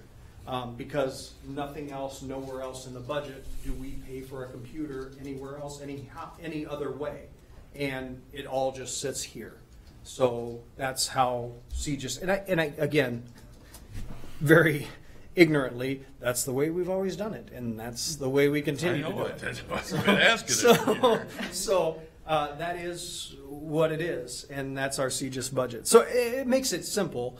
If you ever want to know how we spend our computer money, it's all in the CGIS budget. So, and then the last piece is capital. I gave you my 5-year plan, but capital this year is very, very thin. The only significant, other than, again, 5 cars, 3 patrol, cars are getting a little more expensive. What are we going with? I don't know yet. We took advantage of, Dodge came out with a pursuit-rated all-wheel drive Durango, and they offered it to us at a special service vehicle price, which was about $4,000 cheaper than the pursuit-rated price. So we saved about $4,000. I've been waiting since July when we ordered them, and the first one came in yesterday. So I will put 3 pursuit-rated Durangos on the road probably by the end of next month. and that is going to cost me about $32,000 once they're all installed. Their gas hasn't been that good, has it, Tony? Their what? Gas mileage on them Durangos? These will be the first that I have of those. The Fords have been horrible in gas mileage. They're between 15 and 18 miles to the gallon in the Fords, and they have a smaller tank. The Tahoes have actually been getting between 18 and 20, so we've been actually doing better in the Chevys than in the Fords. Is it too hard to try to cater towards one model so you don't have to? Because I'm assuming you're going to be changing cages I've been trying and to everything every with the time, Durango. but it doesn't matter. I mean, even in the Fords, there are 3 different models, and every time they do some little tweak, and I got to get all brand new cages and consoles. So it hasn't made a difference no matter what we do. Right now I'm running, this will be my 4th different version of patrol vehicle. Whatever happened to that Crown? I'm telling you, it's been stupid. But so I've got Dodge Charger is the cheapest, and I've got more of those in my fleet. I personally don't like them. I don't know how people get The only thing that's good about them is they're fast. And I hate that about them. They have no trunk space. Don't they have to have a special seat so you can get a prisoner in there? No, but the cage has a special bump out in the cage to be able to slide your feet in. A guy your size, we couldn't get in there. I was You'd have going to to say, sit I didn't sideways. think you could. But I mean, they are what they are. They're 28,000, I think, before all the extra stuff we have to put in them. Chargers, who would have? So, but that's where we're at, and so we've got 5 vehicles. We've got we're replacing computers. I bought with a grant 25 computers 7 or 8 years ago, 10 years ago maybe now, and so I've got to start rolling those out. So instead of the in-car cameras, now I'm starting to replace the computers. What about the 3 cars that you're replacing? What years of them? Are they got a lot of miles? The ones for warrants and stuff, what you use them for? The civil cars. Civil. I'm replacing one civil car. It's at 150,000 miles. And then the other 2 are what? The other 2 are patrol cars. Three patrol cars, and they're between 150 and 175,000. We always keep one of those back as a spare patrol car, so it sits there. It doesn't get a lot of miles, but it stays fully caged, fully lighted as a backup. Because inevitably, I saw a truck one day. I didn't know we had a truck. we have a Marked. Supervisor. It's a fully marked, and there'll be a second one it's going to be a special service vehicle to pull the boat, the water patrol trailer. It's actually going to be used by our dare and don't officer in the schools. So I'm waiting for that truck too. We can get into that for about 30 grand, a little cheaper. So we chose that one. Well, you're doing guns again, huh? It's 7 years. The warranty ran out 5 years. In 5 years, we went with Waterloo and Cedar Falls. We all agreed. We ran ballistics, and it sounds like 9mm. The ballistics have finally caught up. The rounds are quite a little bit cheaper, and so we all agreed we're leaving the 40mm. How many is that? Less. We're down to 80. I think I'm buying a total of 100 That's guns with replacement. SWAT. You trade the other ones in then? Or they're going to the officer can buy it at the same price as the trade-in. So I think we're buying 100 guns, and that's that $45,000 price. It'll end up being a little less than that because, again, there'll be a few officers that buy them. We'll get the trade value against it. But they'll be 9mm. And so Waterloo traded this year, and Cedar Falls, I think, is in the process of trading out. What they're all going to? Yeah, and then Hudson is trading with us, so they'll do their transition with us next summer. So that's what we'll be in, is a Glock 9mm. Okay, board, you see anything else? Got any questions on anything? Your 2 new buildings? Say it again? What, That's you said the you range. said the 2 new buildings at the range? Nothing.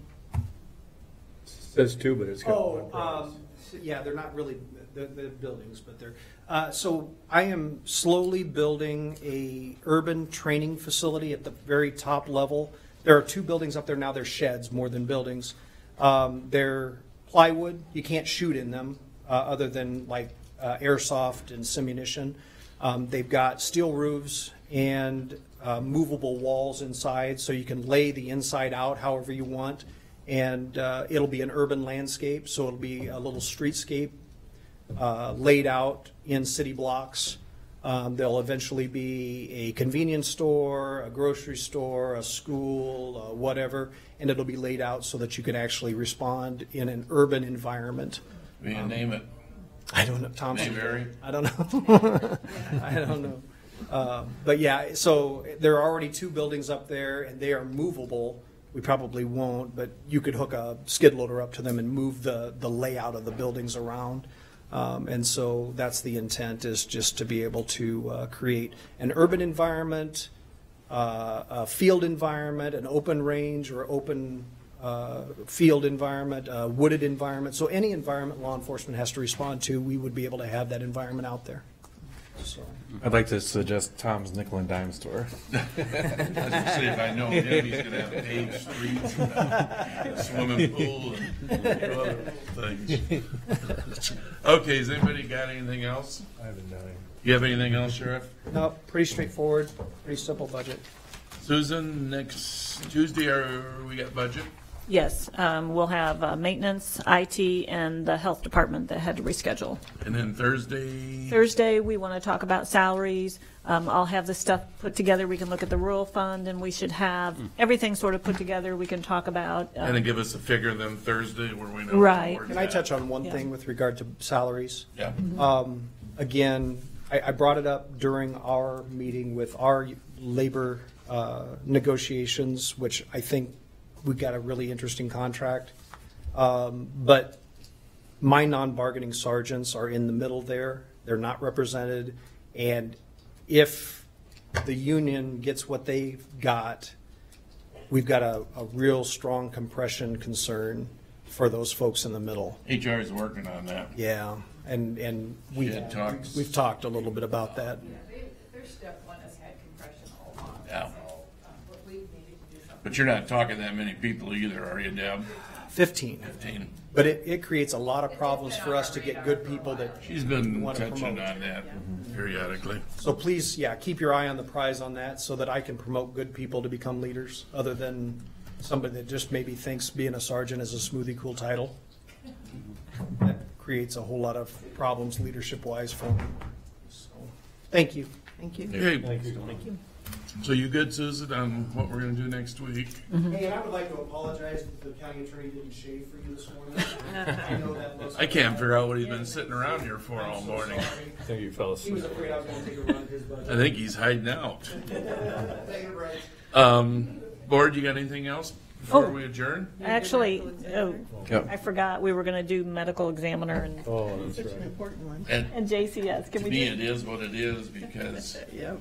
Uh, Oh, well. if he has more, we gotta amend it.